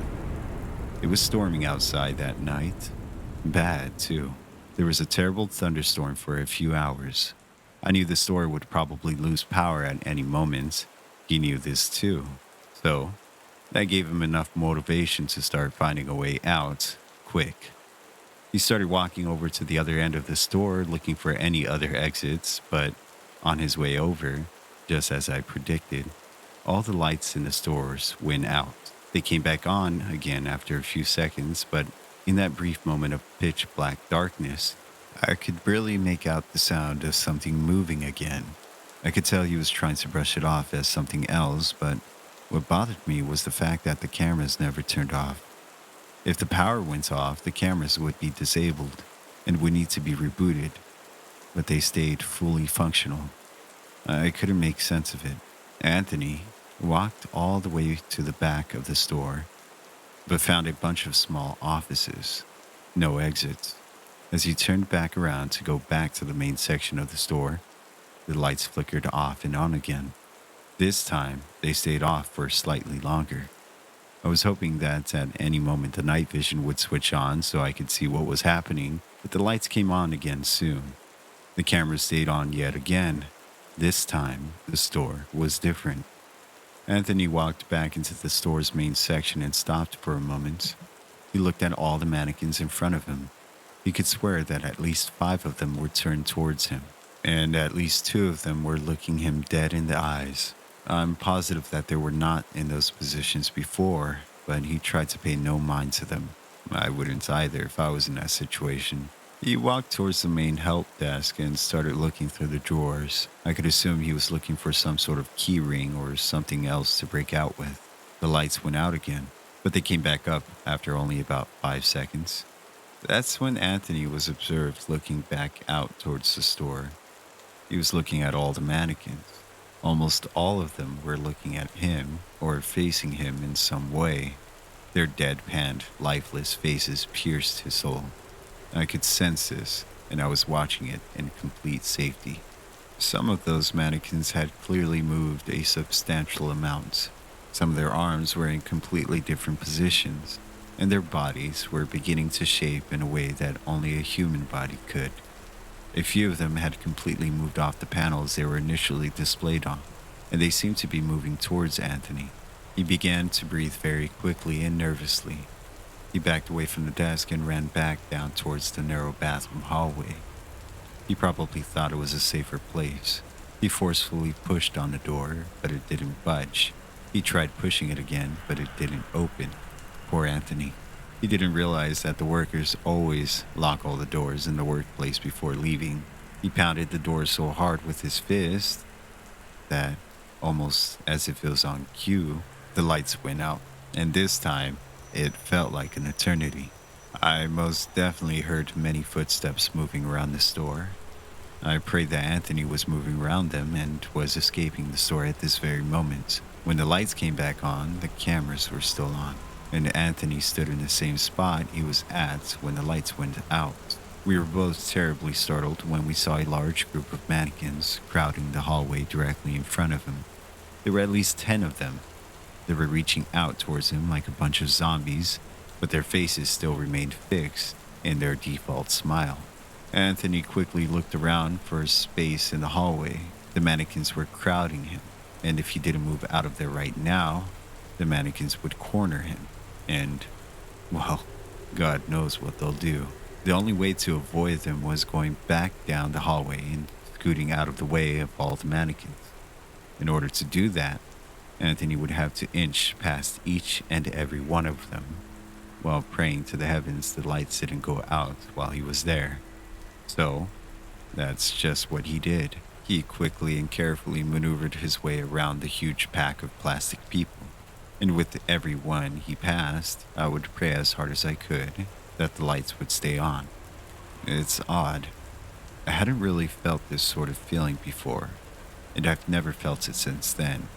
It was a sense of hoping and praying that he would get by each mannequin, even though I knew exactly how this whole situation would end. I can only describe it as a hopeful dread. He eventually got out of the hallway without a scratch on him. He quickly ran to the opposite side of the store and away from the horde of death. Now, he could begin to catch his breath. He looked towards the bathroom hallway and saw the back of all the mannequins.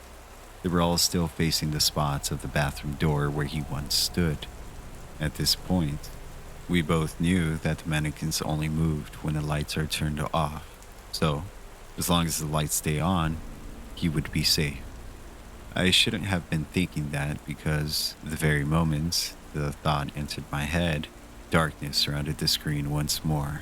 This time, it stayed off longer than before. I counted down from 2 minutes and waited until the night vision mode kicked in, but it never got there. I initially thought he should move and find somewhere else to be safe, but then I realized that would have been stupid. The mannequins knew where he was no matter what, and even if they didn't, Anthony would most likely trip and fall over something which would get himself killed even faster. Then suddenly I just listened for a moment. I heard the static noise of the camera, but I couldn't hear the storm anymore. Before, I heard the vicious thunder and rain as it poured down on the mall's roof, but I couldn't hear anything anymore. That didn't make any sense. If the storm was gone, then how was the power still going out? How were the lights still flickering? And why were the cameras still in perfect working order? Then, the lights came back on.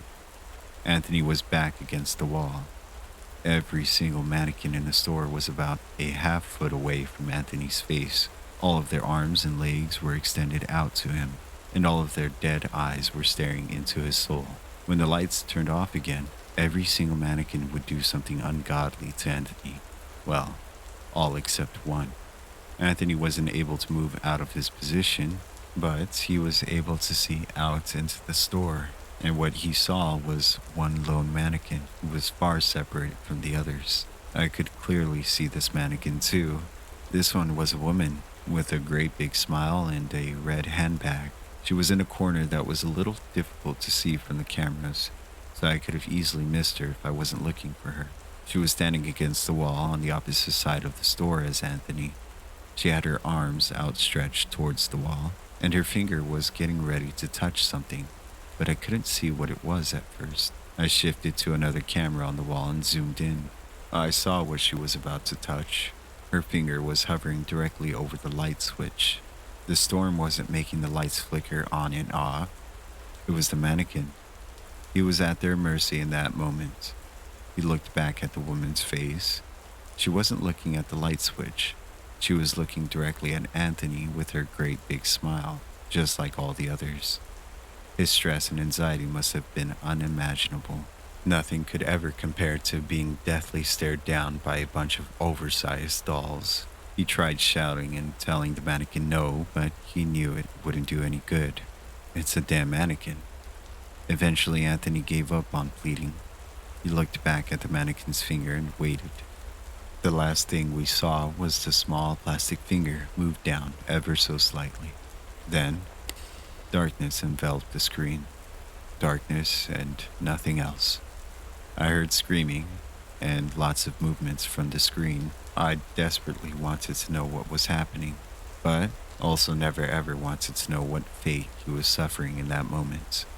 I heard silence after a while, but this time, the night vision mode did turn on, and when it did, I saw the store just as it looked this morning. I still to this day do not know what happened to that man, and at this point, I don't ever want to know.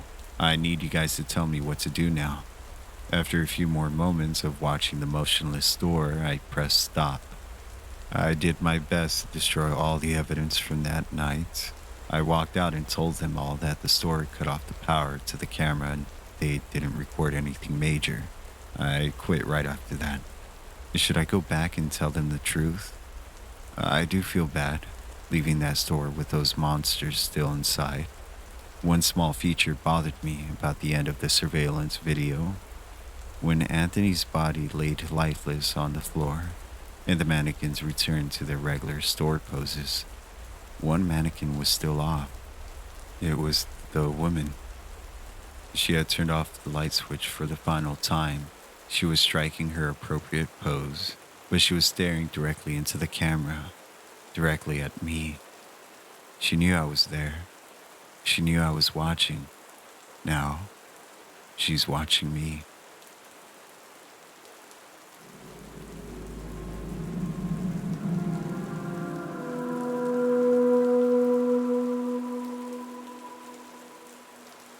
I work for a large retail chain. Because of my busy school schedule, I'm typically forced to work the evening shift until closing. Not that I mind, it's usually quiet, and sometimes I could get even a little bit of studying done between customers. There are some downsides, though. I don't know what it is about nighttime, but as soon as the sun goes down, the weirdos come out of the woodwork. It seems as though the closer we get to closing, the higher the probability of being harassed by low-life scum. I've had to handle drunks, meth heads, and people with the weirdest shopping lists. I'm talking super suspicious combinations like duct tape, rope, a shovel, gasoline, and a tarp. Like, sometimes I wonder if I'm being filmed for a prank video. But no one ever shows up to tell me it was a joke. Still, I've never feared for my life. At least, not until last night. Not until a guy showed up in a trench coat. It was about 30 minutes until closing. It was late enough that we'd started dimming the lighting, but early enough that it wasn't unusual for new customers to arrive for last-minute shopping. Our store is connected to a shopping center, so we've got two entrances. One that leads to the parking lot and one that leads into the mall. Since we stay open an hour later than the mall, we usually lock that entrance once the rest of the shopping center closes, limiting the influx of people. That evening, however, I could tell from my position at the parking lot entrance that the security panel on the mall entrance hadn't been pulled all the way shut. This was extremely abnormal, as we'd sometimes send one of the guys to scour the mall for discarded shopping carts. It just meant that the mall side cashier wasn't going to be able to leave her post. It had been a really quiet night. I hadn't heard a peep for the last 20 minutes when I saw an old man walking very slowly through the women's clothing section. He was headed my way, albeit at a sloth's pace. At first, I didn't think anything of it. As long as he was out by closing, he could take the scenic routes through the bra section for all I cared. It was only when he came into full view that I knew I was in for some annoying late-night weirdo shenanigans. He was wearing a trench coat. Flasher, I groaned, as I noticed his uncovered pale, hairy legs shaking with every step.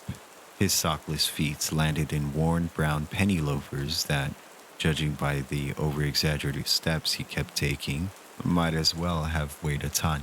Seriously, he walked as though the floor was made of molasses or his shoes were made of gum. Even among the circus show of freaks I'd seen walk through that door on a daily basis, This man stood out as exceptionally bizarre. I grabbed my walkie and I tried to reach my manager. Marcy, we've got a code 12, I whispered. Yes, flashes happened often enough that we have a code for them. I waited for Marcy to reply, but got no answers. She'd probably forgotten her walkie in her office again. I picked up the phone next to my register and dialed the code for the intercoms. Code 12 on aisle 3. This time, I knew Marcy would hear. On the off chance that she didn't, I hoped my call would attract one of the clerks. Maybe I couldn't stop what was going to happen, but damned if I was going to be the only one having to suffer seeing shriveled old sausage. Unfortunately, no one came. No one even messaged back. I felt myself shrinking where I stood, tensing in anticipation for what was to come. Hey, I want to see what's under my coat, he asked, as he neared the main aisle separating us. I cringed. He needs to get out of here. He was close enough that I could see every hair on his disgustingly thin legs. They were all flesh and bone, no muscle or fat to speak of. His hands, probably just as bony and disgusting, were stuffed inside the trench coat's pockets. I could see the coat rippling and moving. Lord knows what he was doing under there with those hands. As for his head, it was just as lean as his legs. His face was covered in age spots and his skin was pulled so tight that it looked like someone had shrink wrapped a skull and painted it beige. The strangest thing was that his coat seemed rather large, as though all the body fat was concentrated in his midsection. He didn't just have a beer belly, he had an entire freaking brewery under there. I want to see what's under my coat, he repeated, now in the aisle. I could tell he was going to show me either way. I knew how these things went down. He'd open his coat, show off his sausage, maybe even do a little helicopter trick, and then run off, never to be seen again. The closer you got, the better. Or, rather, the worse if you I'd get. I just wanted to get it over with, while he was still far enough that the image wouldn't get burned into my retinas. All right, show me, I grumbled. He froze, looking taken aback. Guess he was used to having people beg him not to do it. His shock wore off, however, and he slipped his hands out of his pockets. With a boyish smile, he grabbed both sides of his coat and swung it open, gleefully presenting himself to me. What I saw wasn't what I expected to see. It was worse, so much worse. I couldn't even tell you if his genitalia was under there because I was too busy staring at the faces. Dozens of heads protruded from his stomach. They twisted and turned, mouths gaped open and letting out silent screams of horror. Near the top of his chest, I recognized Marcy's facial features, sharp nose and sour lips. On his left hip was the mall-side cashier. Near the middle, I noticed one of the clerks. Every single person that had been on duty that night, as well as several strangers, were peeking out through his flesh. They had melded together in an unholy abomination. Between the more distinctive heads, I could see mouths, noses, and stray eyes, as though I was discovering a second layer of heads buried beneath a fresh coat. I stood in shocked silence, taking it all in. And then, as quickly as he'd closed curtains, the man closed his trench coat. He trotted off in a weird slow-motion run out the door, with a satisfied grin on his face.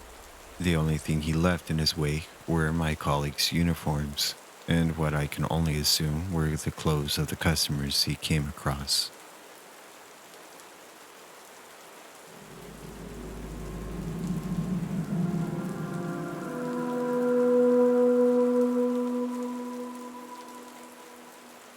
Well, it's that time of year again. Everyone's talking about their plans for Thanksgiving, whether it be to complain about having to visit their obnoxious relatives, or boasting about all the great food they're going to be stuffing down their gobs in the next few days. Not me, though. I don't have anything against Thanksgiving specifically, mind you. It's the day after that has my stomach in a knot. The day we've come to know as Black Friday. Now. I'm not some anti consumerist or anything like that. You see, a few years ago, something happened when I was out shopping, and ever since then, I've found myself increasingly anxious by that one little date on a calendar. Shopping hadn't been my intention that day. In fact, it had been the furthest thing from my mind.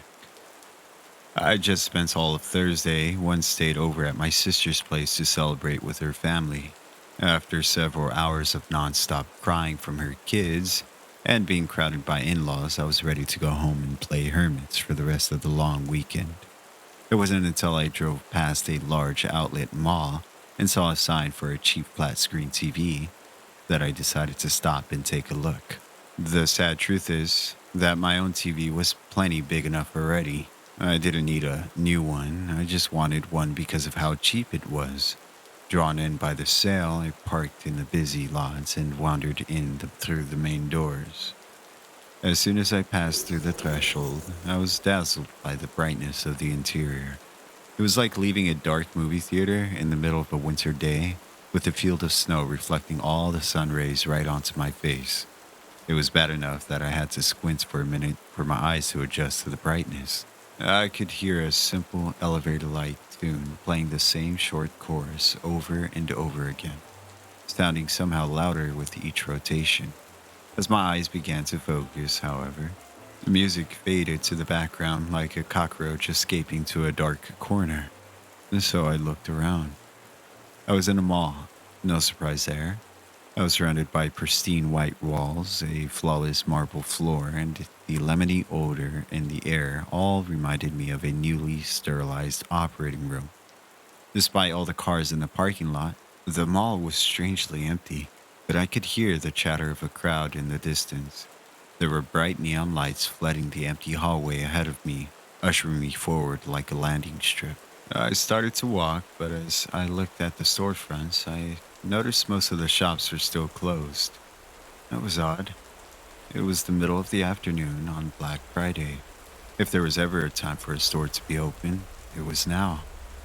Curious, though, I approached the closest door and pressed my hand against its windows, peering into the dark interior.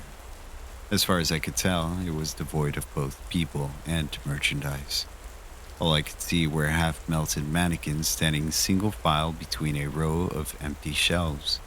Judging by the amount of dust I could see, this store had been closed for quite some time.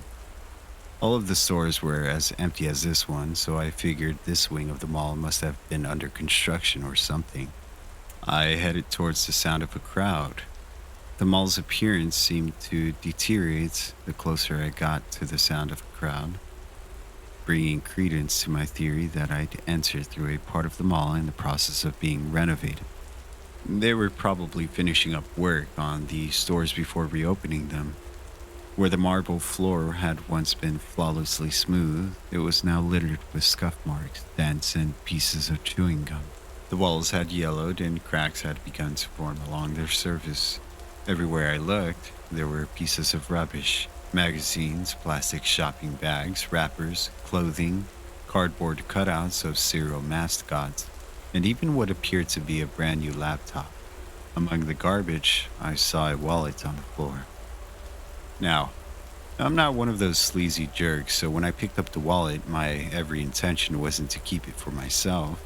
I genuinely had planned on returning it to its owner. However, as I fingered through it, I couldn't find a single piece of ID.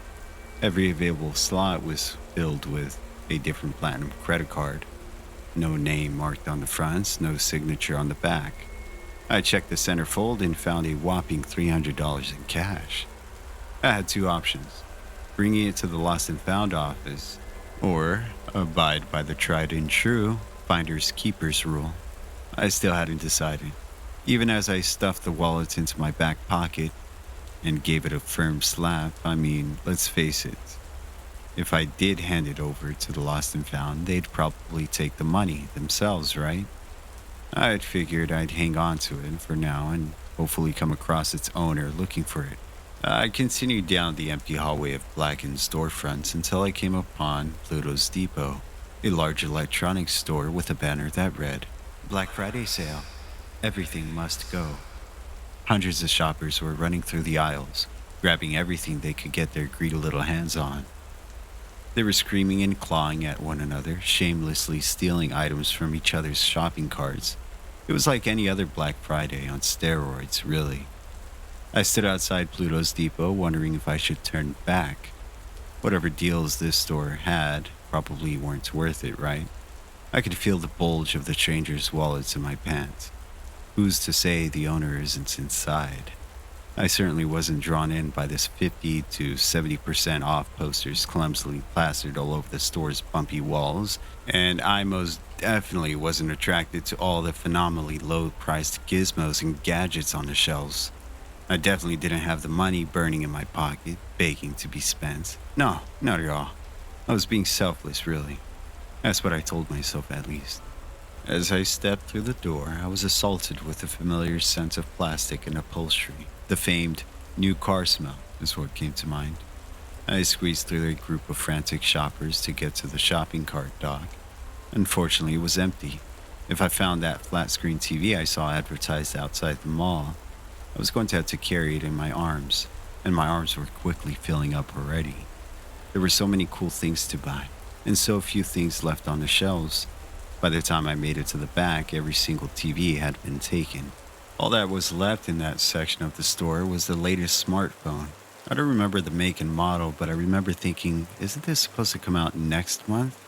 So I grabbed it. I doubled back and decided to pursue the store more thoroughly, taking a few more objects as I went along. But as I walked through the aisles, I kept hearing the faintest groans coming from the posters on the walls. Groans that I ignored. I figured it was my imagination. Maybe I was hearing something from the other aisle. Hell if I know. With nothing else to buy, I parked myself at the back of the checkout line. It stretched all the way down the aisle and around the corner. I had an armful of stuff weighing me down, but it was worth it for the discount. I had enough gadgets to cover everyone's Christmas gifts, as well as a few more things for myself. A mini drone, a fancy remote-controlled car, my new phone, accessories, and a laptop case. That kind of stuff. Even with everything carefully balanced between my forearms and chest, I still fought to open the phone so I could admire it. I was about to buy it, and after all, who cared if I opened the box before I paid, right? It was great. Sleek, skinny, light. I couldn't wait to charge it and start playing with it. I shuffled around impatiently and looked at the line.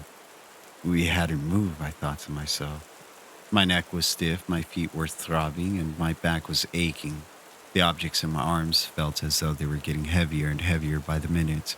The line was taking forever, and no one seemed to be leaving the store, no matter how much time has passed. I was tempted to leave, but I couldn't give up. I wanted the deals, I wanted that phone, and I wanted the gizmos and trinkets. I must have stood there for another 10 minutes without moving before I got frustrated and glanced towards the people ahead of me. Why hadn't we moved? Had the cashier fallen asleep? I felt my stomach stop as my eyes scanned the line. The other customers' shoes had melted onto the floor, and their hands had merged with their shopping carts. The closer they got to the register, the less the shoppers looked human. Their shapes became less and less distinct, blending into the objects they were purchasing and the walls they were leaning against. I let out a scream and I tried to take a step back, but my feet were stuck. I looked down only to find my shoes had melted onto the floor as well. Oh God, it was happening to me. In shock, I dropped the boxes I was holding, sending them falling onto the floor. It felt as though an immense weight had been lifted from my shoulders, in the most literal sense. Like that carnival ride that looks like a flying saucer, pinning you against the wall. I hadn't realized how much pressure my body had been under until the pressure was gone. But it wasn't completely gone. My hand was impossibly heavy. It was the phone. I was still holding the phone. It was planted firmly in the palm of my hand. I could see its slick black casing melting into my flesh. My hand burned. Desperately, I clawed at the phone, trying to pry it from my skin. but it wouldn't budge. I remember flapping my arm up and down erratically as though I'd just caught a spider crawling up my hand. It wouldn't let go. The phone wouldn't let go of me. And then, by pure chance, my hand caught the wall, and the phone shattered into bits and pieces, ripping one of the 70% off posters from the porous surface. I was too busy nursing my hand to notice the wall at first. It was only then, when I heard a groan, that I looked up to find a tormented face looking back at me. He, or she, or it, had completely merged with the wall. Was the entire store like this? I remember sobbing as I plucked broken pieces of phone from my palm, while never taking my eyes off the person in the wall. My hand throbbed with pain, but with each chunk I pulled out, it hurt just a little bit less. Thankfully, when the last piece of plastic dropped to the floor, I was able to move my feet again. I ran out of Pluto's depot without looking back or trying to help anyone inside. I ran through the hallway of cracked walls, stopping only long enough to realize they were eyes staring back at me within those cracks. I staggered out of the mall and into the empty parking lot. My car was the only one there, off in the distance. I turned around, and instead of a large outlet mall I'd walked in earlier, I found one of the many crumbling abandoned buildings we see nowadays. That's why I like to stay at home at this time of year, because honestly, that fake mall is still out there somewhere, and I have no way of knowing which doors will lead me to it. I'm afraid it'll lure me back in, and I won't have the willpower to resist next time.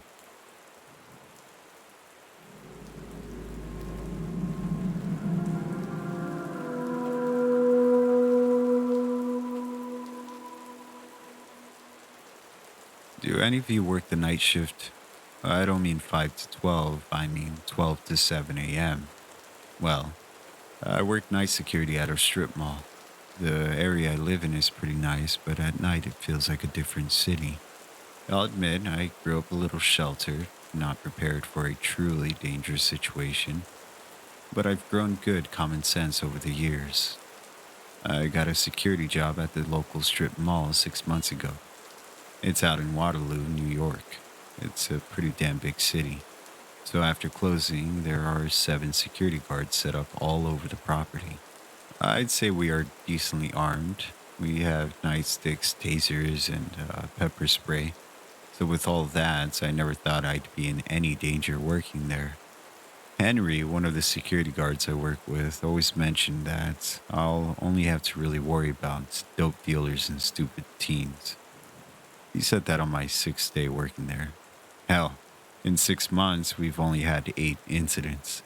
The worst was a coke dealer pulling a knife on Jen, and it did take 3 of us to take him down. But anyways, about 2 weeks ago, the spring rush was in full swing. Most of our nights were spent reminding shoppers that the stores were closed. All 7 of us are pretty close, so when Wesley's mother died, it hit us pretty hard, and that happened last Sunday. But the next few days before the funeral, we were down to 3 security guards: Henry, Jen, and I. The rest were with Wesley at his parents' house helping out. It felt really weird not being able to run 4 stores down to meet up with another guard. I was tasked with guarding the whole section on the same side as the food court. It was lonely, but I had one thing to keep me company: the mall's music. Now, I don't exactly know why, but ever since I've worked here, we were told to leave on the music 24/7. Now, I used to hate radio music, but I've grown to really like it. They're just really fun, you know? So when I was forced to work alone, I leaned on the music more than ever. Silence is a bad sign at my work. And this was very true the night that it happened. It was 11:30 p.m. Jen was on the other side of the complex. Henry was checking the perimeter, and I was walking around the Nike store. I was badly humming along to the mall's music as I tried on shoes. Right before the song ended, I heard it. Well, I heard nothing. No music, nothing at all. Before, I thought the worst. I thought that something had gone wrong with the tech system. Henry radioed me asking if everything was all right. Yeah, I think something might have happened to the PA system. I'll radio back if anything. The rain was hitting hard as I ran to the food court. The PA tech system is inside an office within that food court. As soon as I entered the food court, I knew something was off. I have sat in that same room hundreds of times in 6 months, so I knew when the soda machine was in the wrong spot. Hello? I made sure my voice didn't crack. After a good 15 minutes of silence, I ran to the office. The door was wide open. It had been kicked in. I pulled out my taser as I entered the office. The whole PA system was completely smashed, but nothing else was touched. The silence was getting to me. Henry, Jen, I need you guys here now. Someone broke into the food court. I was panicking. I sat in the computer chair back against the office wall until they both got there 5 minutes later. We walked around my section, but I couldn't find a thing. Once we got back to the food court, Jen slapped her head. Dom, please tell me you checked the security footage. Damn. I was too scared earlier that I completely forgot the security office was right across from the tech office. I shook my head. All three of us marched into the security office and rewinded the food court footage. At about 11:28 p.m., the doors to the food court opened. A man wearing a blue suit shuffled in.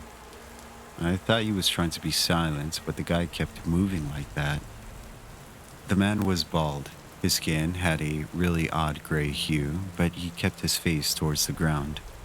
The man moved towards the back, but tripped over one of the tables, falling onto the soda machine. That's when we got a good look at their face. The man was wearing a mask, a giant, almost comical nose, eyes that were pure black holes, and his mouth filled with small spears for teeth. It was almost as if he knew that his mask got caught. He threw his left hand in front of it. His hand was huge, like baseball gloves. He also had really long nails. They looked like they were filed to the point. But anyways, the man shuffled over to the back office, smashed his shoulder against the door until it broke. He disappeared into the office. Once he left, it was 11:32 p.m., only 20 seconds before I entered the food court. He ran out to the back door. I was excited. We should have been able to find this guy quickly, but I remembered that it was already 11:45. He had enough time to get to the other side of the complex if he wanted to. All right, I checked the other cameras. He must have known where to go because I haven't gotten anything. Let's search the whole complex together. No splitting up. Jen ordered. A few minutes later, all three of us were checking the stores on my side.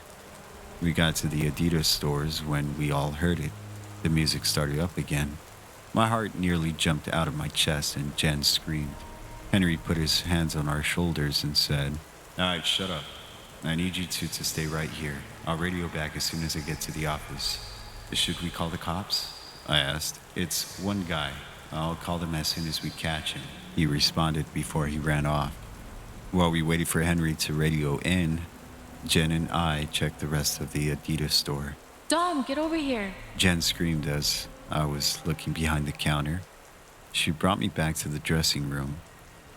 I had no idea what was going on until she turned my head towards the mirror at the end of the hallway. "Banished to hell, clawed my way back to earth," was painted in gold on the mirror. "Hey, Henry, we need you back here. Some weird stuff is going on." I radioed to Henry. Yeah, I know. The PA system is still smashed. There is no way the music should be playing right now." As soon as Henry said that, we all heard a loud smash coming from the island stores. In the middle of the complex and the huge parking lot, we have a Zoomies and a H&M setup. Henry told us to head over there with our tasers at the ready. He still needed to check the bathrooms. On our way, I thought I saw something move behind one of the food trucks we have sitting there in the parking lot. I tried to get Jen to wait for me, but she told me she'd meet me at Zoomies. I could hear a strange clicking noise coming from the truck, which got louder as I approached. As soon as I opened the back doors, I could have sworn I saw a figure in the front seat. but it vanished as I got into the truck. Hey, nobody's in the food truck. I'll be at Zumi's in a few minutes, I radioed to the others. But before I left the truck, I saw something shiny under the radio. The truck seemed to shift as I knelt down. I put my hand in the dark compartment and felt something. I gripped it and pulled it out. It was a finger with a ring on it. It was caked in dried blood. I swallowed vomit as I turned around, still staring at the finger. I can make you peer. I snapped my head back up. The man was standing in front of me. I dropped the finger, reached for my taser, but the man quickly got to me. His meaty hands wrapped around my throat. God can't help you escape hell, but I can show you. He whispered. It sounded like he had a voice changer in his mask. Now here's where the crazy stuff happens. Now, I know I'm going to get skeptics, but please believe me. Behind the masked man was this horrible face. It looked like someone morphed a horse's head with a human's. But in the middle of the forehead was this weird mark branded into its skin. It was a triangle with an X in the middle. My radio squawked. I heard Henry's voice saying, Dom, are you...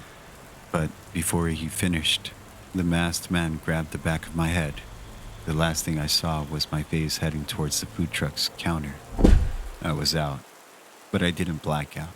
I was dreaming. I dreamt I was strapped down to a chair.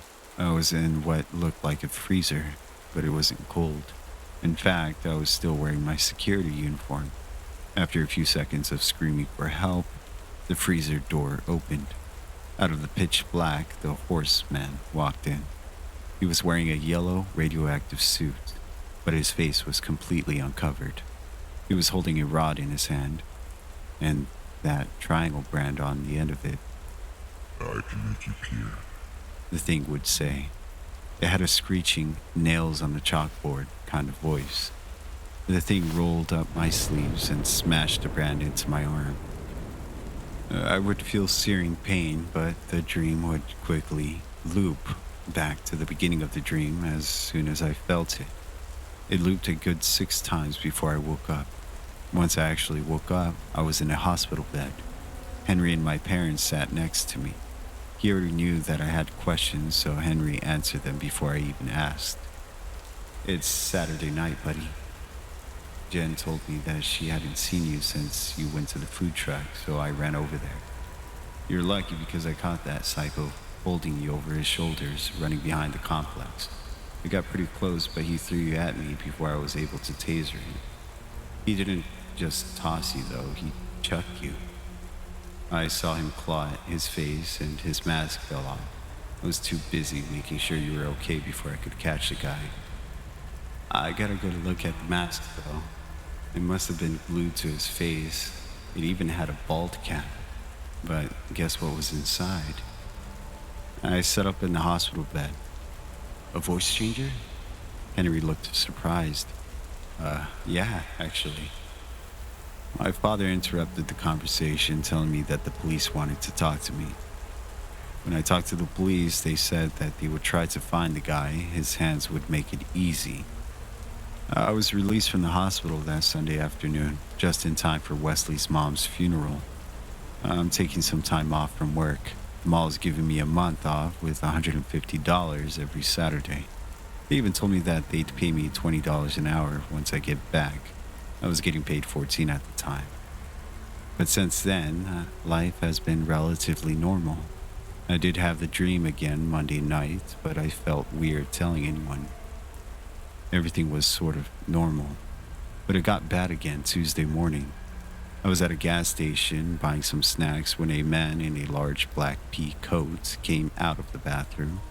He came over to me in the aisle and started a conversation. What's your favorite kind of beef jerky? The man said. He had an average face, except his jaw was razor sharp, and his hair was pretty long, but he looked normal. Usually the Jack Link's teriyaki bites, but they're really expensive, I said, holding up the bag. The man slowly walked towards me and nodded at another off-brand teriyaki jerky bag. Try those. They're pretty damn delicious. All right, I will. Are you from the South? Your accent is pretty strong. The man looked at me inquisitively. Yes, actually, Louisiana to be exact. I'm just here to visit a friend of mine. I'm leaving today, though. I got some friends out west that I want to visit. Oh, do you travel a lot? A grin grew on his face. Sort of. I was about to ask what he meant, but he interrupted. It's been nice talking to you, but I gotta head out. I work on a tight schedule. The man turned around and walked towards the exit before I even said goodbye. But right before he left the store, I looked down at the boots he was wearing.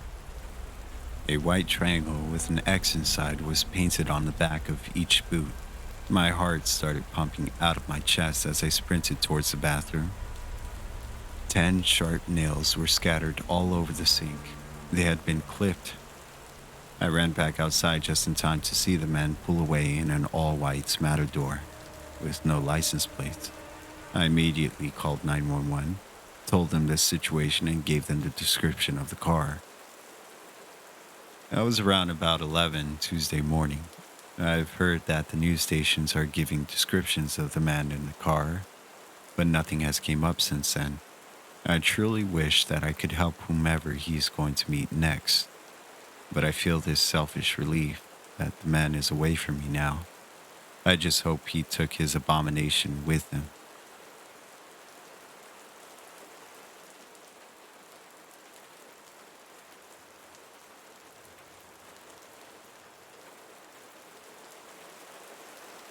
The costume I was forced to wear as a mascot for Derby's Funland was just not built for warm weather or user comfort.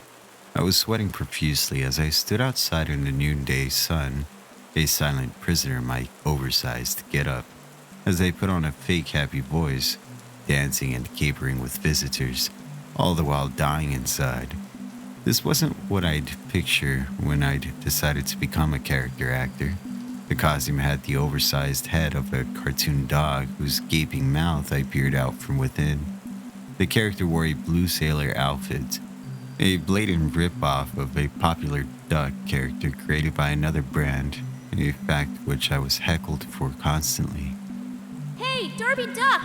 A little kid yelled, tossing his hot dog at me and staining my costume yellow with mustard across the front. It was the third time that morning I'd been assaulted by a child, which was my cue to take a smoke break. I began stomping away when someone called after me angrily. Hey, asshole! My kid wanted a show. Where do you think you're going? I turned around and saw a red-faced man with a large camera strapped around his neck.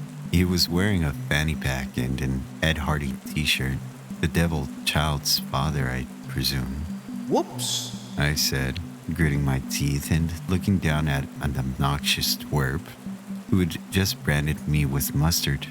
How do you Darby do, little fella? Are you having a great day at Darby's Funland? The kid leered up at me, grinning a gap-toothed bully smile. You wrecked my Darby dog. Now I want a new one.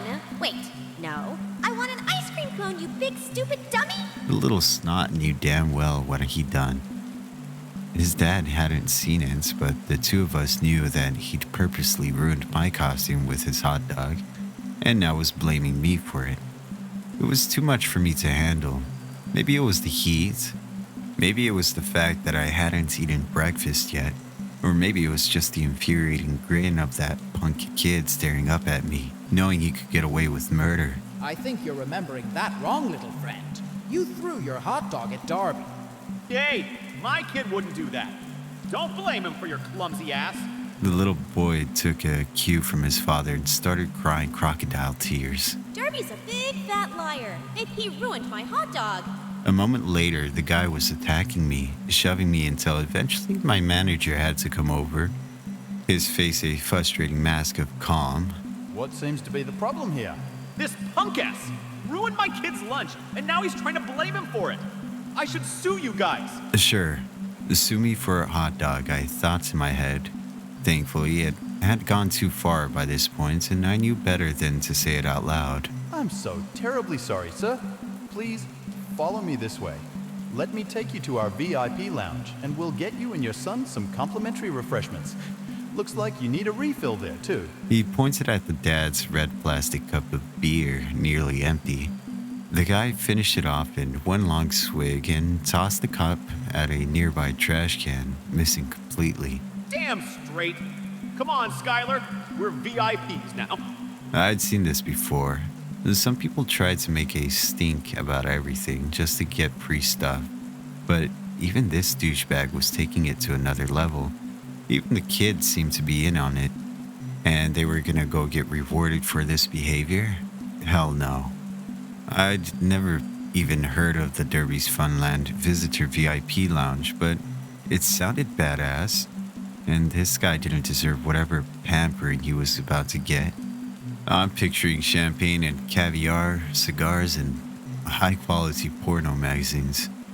My boss looked over his shoulder at me with a glare and pretty much said that we had to talk later, then escorted the two away into a secret door hidden behind a fake tree prop. I followed them, thinking I would give my boss a piece of my mind. If he fired me, so be it. I'd taken enough abuse. The dark tunnel behind the fake tree was long and lined with ancient brick. It appeared to be as old as the park itself. Far up ahead, I could hear the echoing voices of the man and his bratty kid, talking over the manager as he apologized. I hustled along to catch up with them. But then, the sounds of them talking abruptly stopped. It was replaced by a meaty walloping noise like someone tenderizing meat. Except, they'd forgotten to remove the bone first. As I walked quietly through the dark tunnel, the sounds of hammering eventually stopped and they were replaced by a different noise. It sounded like something heavy being dragged slowly over the cobblestones, slow and deliberate. Terrified now, for reasons I wasn't sure of, I kept my footsteps as quiet as I could, peeking around the corner. My manager was up ahead with another person, and they were dragging two dead bodies along, one large, one small, and leaving blood trails behind them like giant wounded slugs. No, that's not possible. I must be seeing things. That can't be right, I told myself. A door opened and closed, and they dragged the bodies inside. I hurried along, careful not to step on the bloody trails which had been left on the stone. When I finally came to the door at the end, I looked at the writing on the sign with stunned disbelief.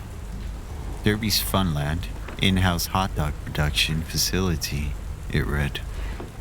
Authorized personnel only. I pushed open the door and snuck inside. The room was dark and sounds of a machine running could be heard nearby. My heart began pounding and my chest feeling sick and lightheaded. I crept towards those sounds. What I saw in the back room I will never forget. My manager dropped off the two bodies and walked right past me. He didn't see me in the shadows as I watched what happened next. A huge man in a white butcher's apron was sharpening a cleaver.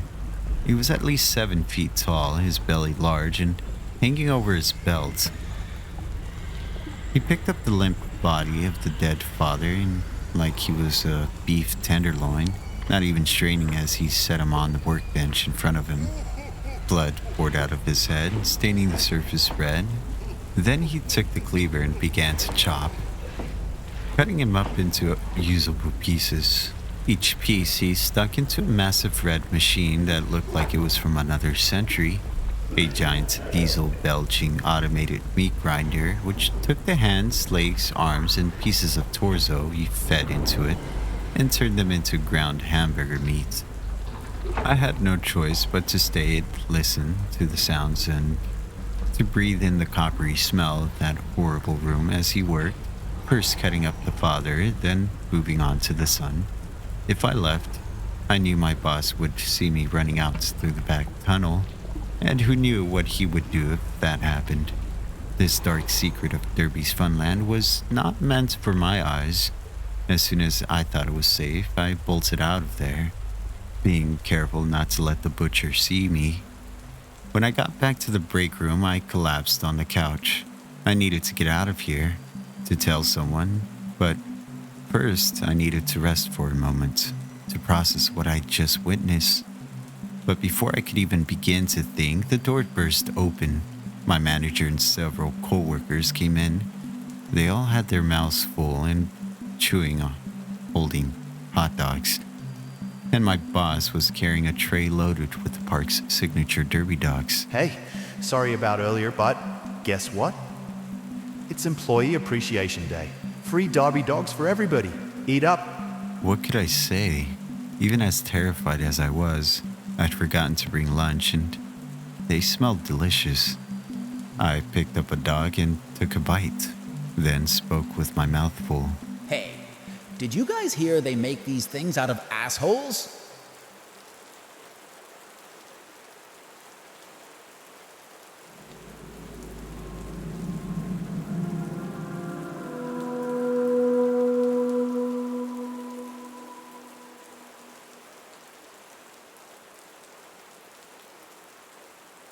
The day started with excitement, a trip to Luna's amusement park with friends to celebrate the end of summer. The park buzzed with energy, colorful flags flapping above, and the air filled with the familiar scent of popcorn and funnel cakes. As the day waned, I noticed someone in a park uniform who seemed to be everywhere we went.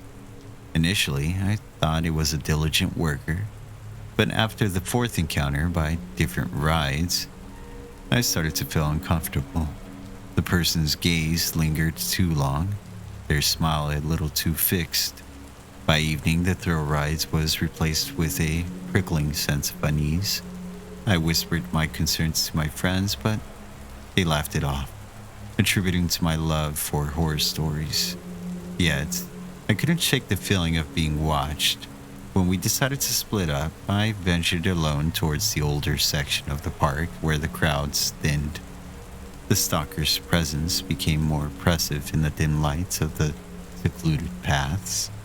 I quickened my pace, but the soft thud of their footsteps echoed behind me. Panic set in. I darted into a maze of mirrors to lose them. In the labyrinth of reflections, I could see the stalker's silhouette, methodically pacing, always a few steps behind. When I was finally cornered, I confronted the stalker, demanding to know what they wanted. Their expression twisted from eerie calm to anger as I realized I wouldn't be an easy target. A heated verbal exchange ensued, attracting the attention of security. As the stalker was detained, I learned they were not a park employee, but a troubled individual with a history of following park goers. The park closed, my friends found me, and we left. The once inviting lights of the park, now a beacon of warning in the night. That night I lay awake, replaying the events, grateful for my escape, but haunted by the what-ifs. The park remained a place of joy for many, but for me, it would always be the place where innocence was lost to a stranger's dark obsession.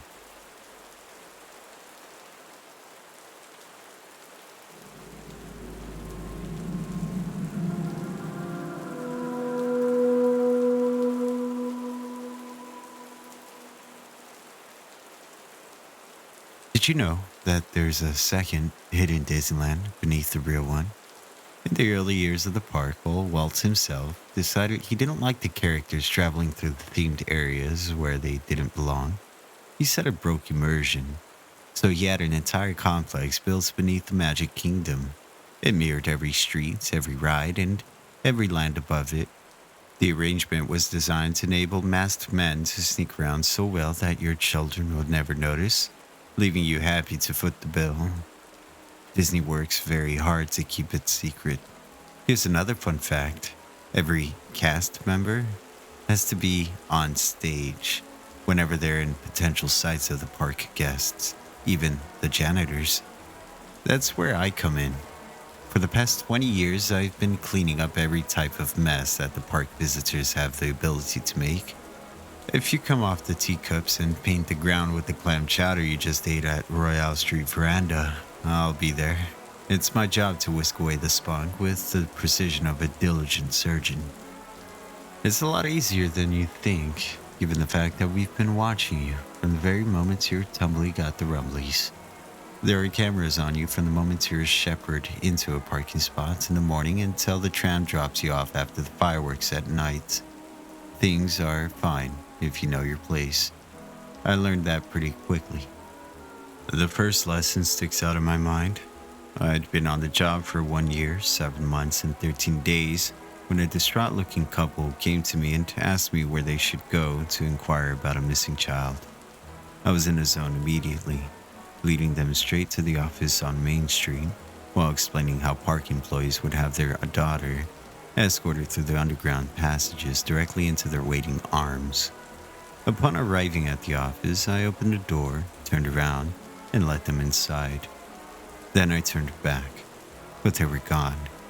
I was searching furiously for them when the head security emerged, looking grim. I had gotten maybe 3 words out when he cut me off. Everything is fine, Sid. The parents have been reunited with their son. It was a daughter. That's right, their daughter. Why don't you take some time off? A week's paid vacation would give you enough time to visit Orlando. Did you know that park associates are entitled to complimentary park tickets and travel reimbursements? But what about the... It could be much longer than a week, Sid. He grumbled with the notes of very grave finality. I took the plane tickets, but went to the beach instead. I did very well for myself in the ensuing years. I cleaned things up, and I didn't question why our electric meters would occasionally record 10,000 megawatt hours used between closing at night and opening the next morning. There was no reason to ask why a dozen staff members frequently spent the night ferociously cooking food that none of the night staff ever ate. I never inquired about why there was a yellow door in the passageway under Adventureland, or why I got vertigo every time I drove by it. And no one ever questioned the firm policy of distraught families that had been separated. Get them out of sight. It breaks immersion. That reason was always good enough for me. But the strangest thing ever to happen was just a couple of weeks ago. I was in the underground Disneyland, spending my break by trying to forget about the poopy accident I had to fix in the Alice in Wonderland ride. A costumed Mickey Mouse came into the lounge, looked at me, then sat on the opposite couch with his legs crossed. I smiled and nodded, and tried to zone out, but it's hard to do when a cartoon mouse is staring right at you. And why was he still a mouse? The first thing I do upon stepping off stage is to drop my smile, let out a fart, and ease into relaxation mode. Why wouldn't someone take the first opportunity to take off a ridiculous mouse head? I stared back. He didn't move. It wasn't pleasant. I wondered if he was stuck in that damned thing, and obsessively started looking for seams in the costume, but I couldn't find any. My blood dropped a few degrees while my stomach turned over like a bleached whale as I realized there were no openings in the costume. I mean, what the hell? Was this guy sewed directly into the outfit? Was the illusion that good? Could my very dull imagination actually have conjured up the belief in magic? And why was he just staring at me? That's weird as hell, even without the fused cartoon mouse skin suit. There was no getting around the fact that this person was an odd duck who wore that fact like a badge of honor. Then, it blinked. I don't mean the man inside the costume blinked. I mean those giant mouse eyes rolled over to me, locked onto my face, and the anthropomorphic cartoon rodent blinked its goddamn eyes. We were alone in the room, and I was about ready to leave a bigger stain than that loose-bowed boy in the Alice ride. I opted, however, to turn and run into the hallway instead. I got a sudden burst of adrenaline-fueled energy when I heard rapid-fire footsteps behind me. I tried to outrun the thing, but my football glory days are a quarter century in the past, so that didn't work out very well. I think I made it about 300 yards before my burning lungs forced me to roll onto the floor and wait for my own untimely demise at the gloved hands of a mouse. But He didn't kill me.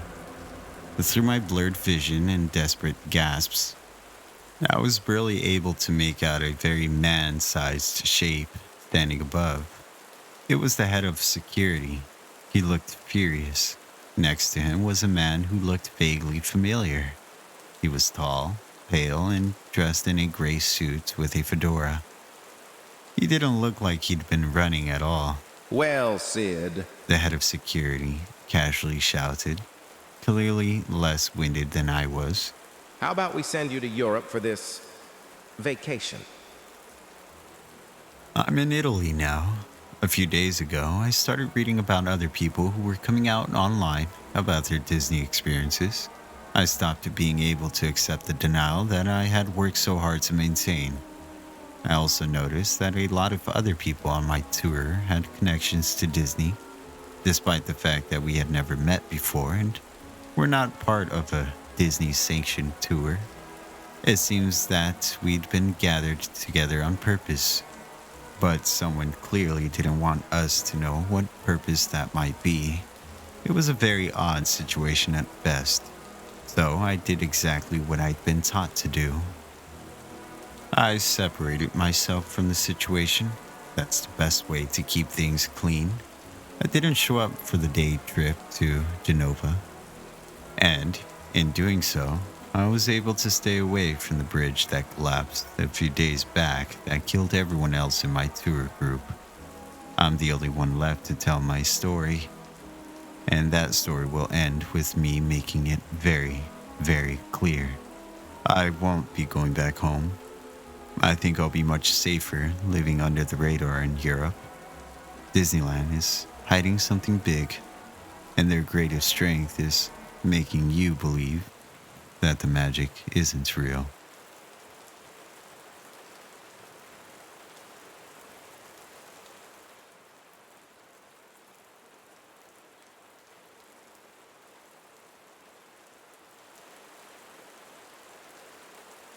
I was lying alone in my room when I heard the voice, deep and crackly, coming from beneath my bed. "Hey," the voice called out. I told myself I was just imagining it. "Hey, kid," the voice repeated. I drew my knees up to my chest and ducked my head under the blanket, trying to shut out the voice and the cold wind that drifted in through the window, ruffling the curtains. "Who are you?" I asked. "I'm the monster underneath your bed," the voice replied. "You mean you're real?" I asked. "What do you mean?" the monster said. "Of course I'm real." "Do you have a name?" I asked. "Of course I have a name." "Oh, well, what is it?" "Frank." "Frank?" "Yeah," the monster said. "Is there something wrong with that?" "No, I mean, I don't know," I said. "It's just not very monsterly." Well, my parents didn't want me to be a monster. "Really? What did they want you to be? A dentist?" "That's funny," I said. I could feel myself beginning to smile. "What do your parents want you to be?" it asked. "I don't know." "Hey, Frank?" "Yeah?" "Aren't you gonna, scare me or something?" "What? Why would I do that?" "Well, you're a monster, aren't you?" "Well, yeah, of course I am, but that doesn't mean that I scare little kids." "But I thought that was your job." "It is my job to scare people," he replied. "But only bad people." "Am I a bad person?" I asked.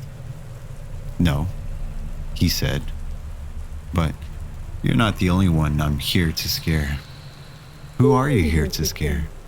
I asked. "The man inside your closet." I could feel the goosebumps on my skin rise up. I wanted to ask him what he meant, but I fell silent as I heard the rustling coming from the closet. The door creaked open and I could hear soft footsteps padding towards me across the bedroom floor. I didn't dare peek out of the blankets. The footsteps stopped, and I could hear heavy breathing next to me. I squeezed my eyes tight. The warm sanctuary of the blanket disappeared as it was yanked off me. I hugged my arms around my knees and prepared for the worst. A scream shattered the night air, followed by the sound of breaking glass. I opened my eyes a crack to see a knife lying on the carpet next to my bed, blade glinting in the moonlight. My parents rushed into the room and asked me what happened, but I don't know what to say, only that someone had been hiding in my closet and they'd jumped out of the window. My parents called 911, and the police came right away. They picked up a man called Gary Thompson, sprinting through the streets a couple blocks away.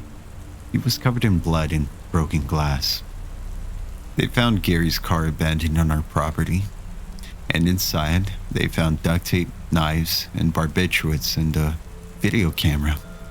From what I heard, Gary's lawyer employed an insanity defense, and Gary is currently incarcerated in a state mental facility for the criminally insane. I never heard from Frank the monster again, but the officer who arrested Gary told me that he sleeps on the floor of the facility. He tells the doctors that he's terrified of Frank, the monster, under his bed.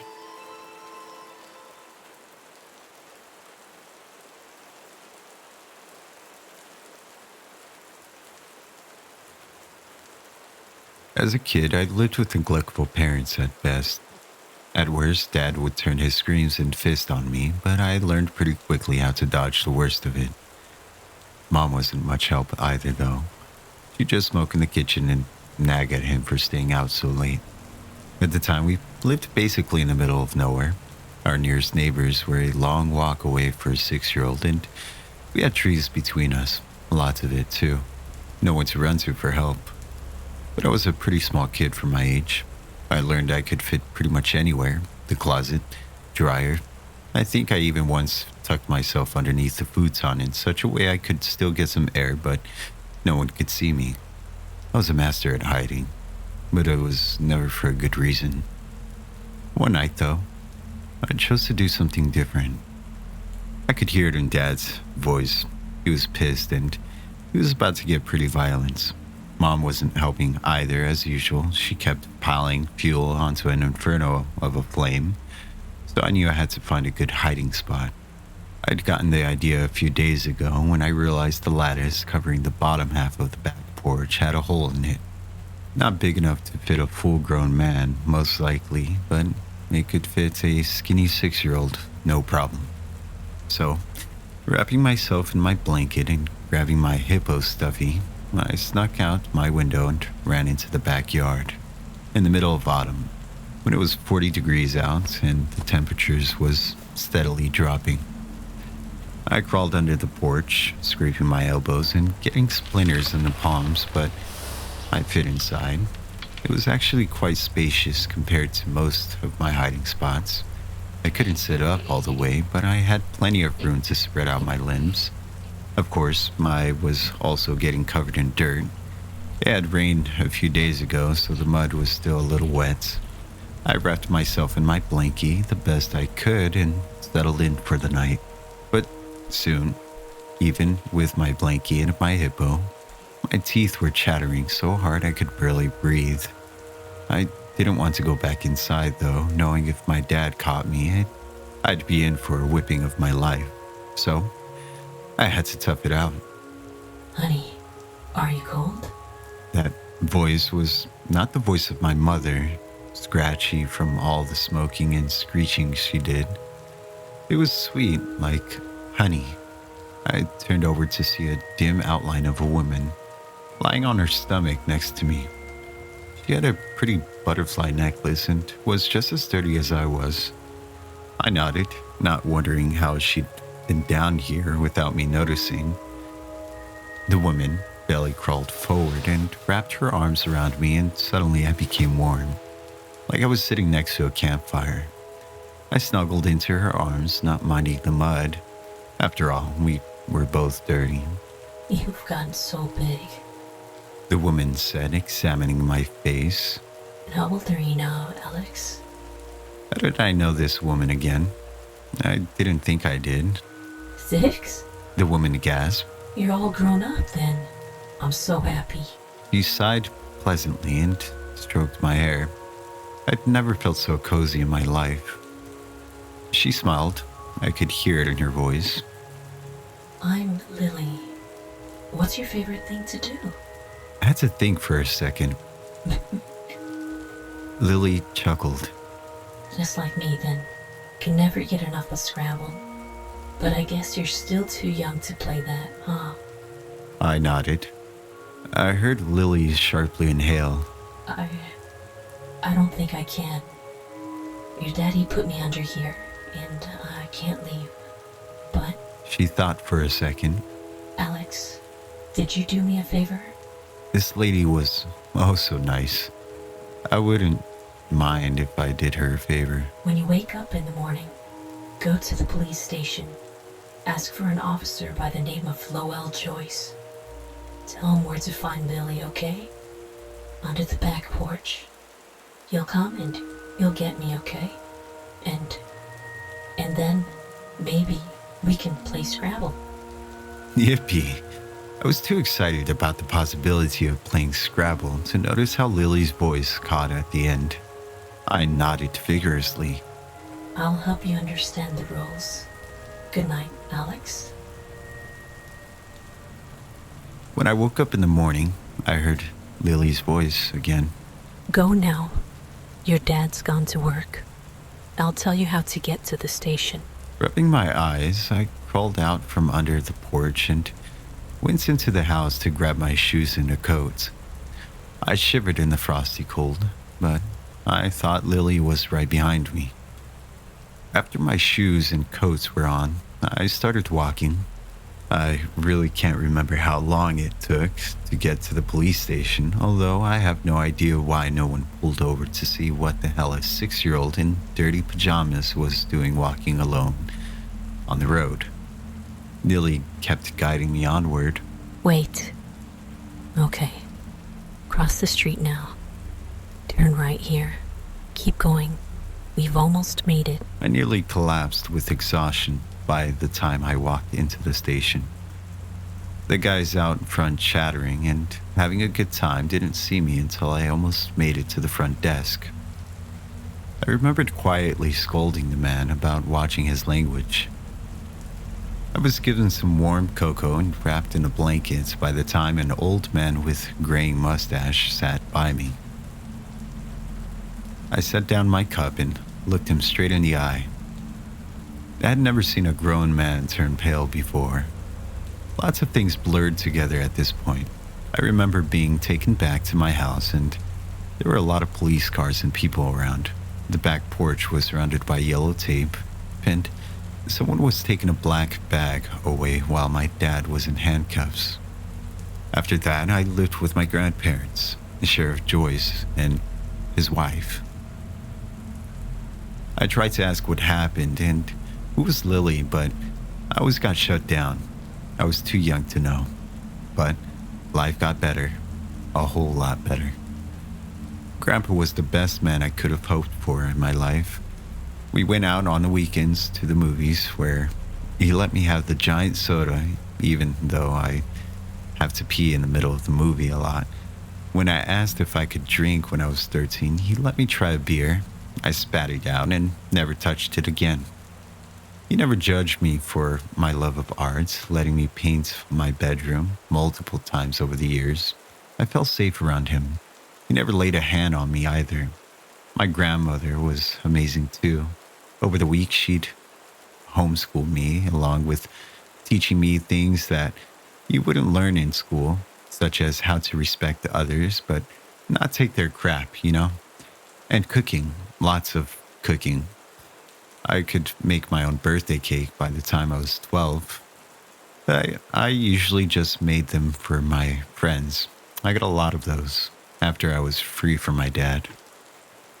When I turned 16, Grandpa took me back to my dad's house. The whole thing had been bulldozed over, but I could still see the yellow tape wound around a few trees, faded and torn. We sat together on the back of his truck. He opened a beer and drank half of it before setting it down and grabbing me an orange soda. After I drank it, he told me, Lily was your mother. Good thing he didn't tell me as I was swallowing. I likely would have had it coming out of my nose. I questioned, confused. Your actual mom, the woman who lived with your dad, was not your mother. My granddad grabbed another beer. Lily was my daughter, and I loved her so much. But when you turned 6 months old, she went missing. Grandpa took a deep breath before setting his unopened beer down. That's something I've never been able to understand. Lily told you to find me? Grandpa went dead quiet before he opened the beer and slammed the whole thing. Alex, Lily had been dead the whole time she was gone. When they dug her up, the bones confirmed it, and your dad confessed after. They'd gotten into a fight, and he threw her down the stairs. She broke her neck. He clenched his fists. I knew he had something to do with her missing, but I never had proof until you walked into the station and told them where she was. I was floored. I couldn't breathe. All I could do was shake my head. I trailed off when Grandpa pulled an evidence baggie from his pocket. There was that butterfly necklace, all right. Rusty, and parts of the paint had chipped off, but I remembered it as clearly as I remembered Lily's voice. Grandpa took a shaky breath as he pressed the bag into my hands. Lily loved you so much. That's why she stuck around that bastard. We were her whole world. He was constantly taking pictures and sending them to us in the mail. Sometimes a mother's love can accomplish things that no human can do. My eyes overflowed with tears as I clutched the necklace to my chest. Choking on sobs, I leaned against Grandpa. He held me tight, and I swear I felt a few of his tears land on the top of my head. And for just a brief moment, I swear, I felt that warm love. I felt that night under the porch.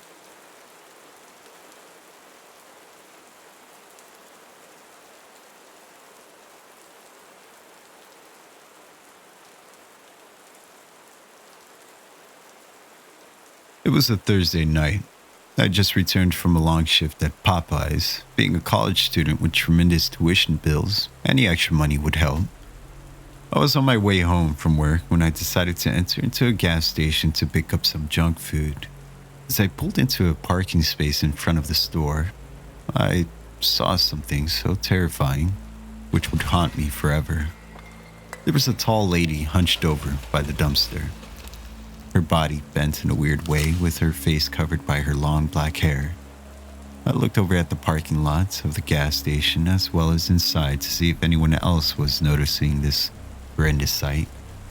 The store clerk had headphones on, looking at their phone, but even then the view of the dumpster is impossible to see from inside. I only saw a man at the gas pump focusing on just filling up his truck, which left me and him being the only two people outside the gas station at the time. I glanced back over to the dumpster and noticed that the lady was no longer there. Being paralyzed with fear, I decided to glance back at the man at the pump. That's when I then noticed the tall lady crouched in the same exact unnatural position on top of the man's truck bed. Alarm bells rang through my mind, and I felt the courage to unlock my door and warn the man of the terrifying lady creature. I quickly jumped out of the car and screamed. The tall lady growled an animalistic growl, and he then began to grab the man as I noticed her then hands begin to transform into a wing resembling a bat. The man began to scream as his eyes were sucked out of their sockets by the creature. This thing that took the form of a lady turned into what I could only describe as a siren. All I could do was scream for help. I didn't know what else to do. I heard bell chimes as the door opened from the store and the clerk ran outside. I guess she must have heard me scream because she looked in my direction. I saw the creature still devouring the man. I was afraid to make any more sounds because I didn't want to draw any attention for the creature to notice me or the clerk. That was when the clerk screamed and I ran to her. The creature began to speak in a terrifying, deep, audible voice. That's when me and the clerk booked it inside the store. As we entered inside, the clerk turned the lock on the door and I saw her frantically run behind the counter and press this button, which I believe calls the police. She then cried and alerted me that the cops should be on their way. The creature then began to fly. Its legs, once resembled a lady, now looked like mosquito legs with a large upper body. I didn't even know how to describe it. It was just so nasty and ugly. Sirens was heard from a distance and the creature flew to the sound. The clerk then ran to the back of the store saying, "Screw this," that they don't get paid enough, and just ran out. Police cars then swarmed the store, with their guns drawn, aiming at me, telling me to get down. I complied as they ran inside the store. An officer pulled me to handcuff me and I fell due to the ordeal. I then woke up in a room where I saw a man who appeared to be a doctor. He proceeded to tell me that I passed out due to drugs and hallucinations. I never used drugs in my life, which I knew that was a lie. The man then winked at another person, which later would be an agent who worked for the government. I was forced to sign papers agreeing that everything I saw and witnessed wasn't real. It's been 72 hours since I was discharged from the hospital. Since that night, I don't know what's real anymore, but I can attest that there is more in this world than what you know. Just please, if you guys are out there, be safe.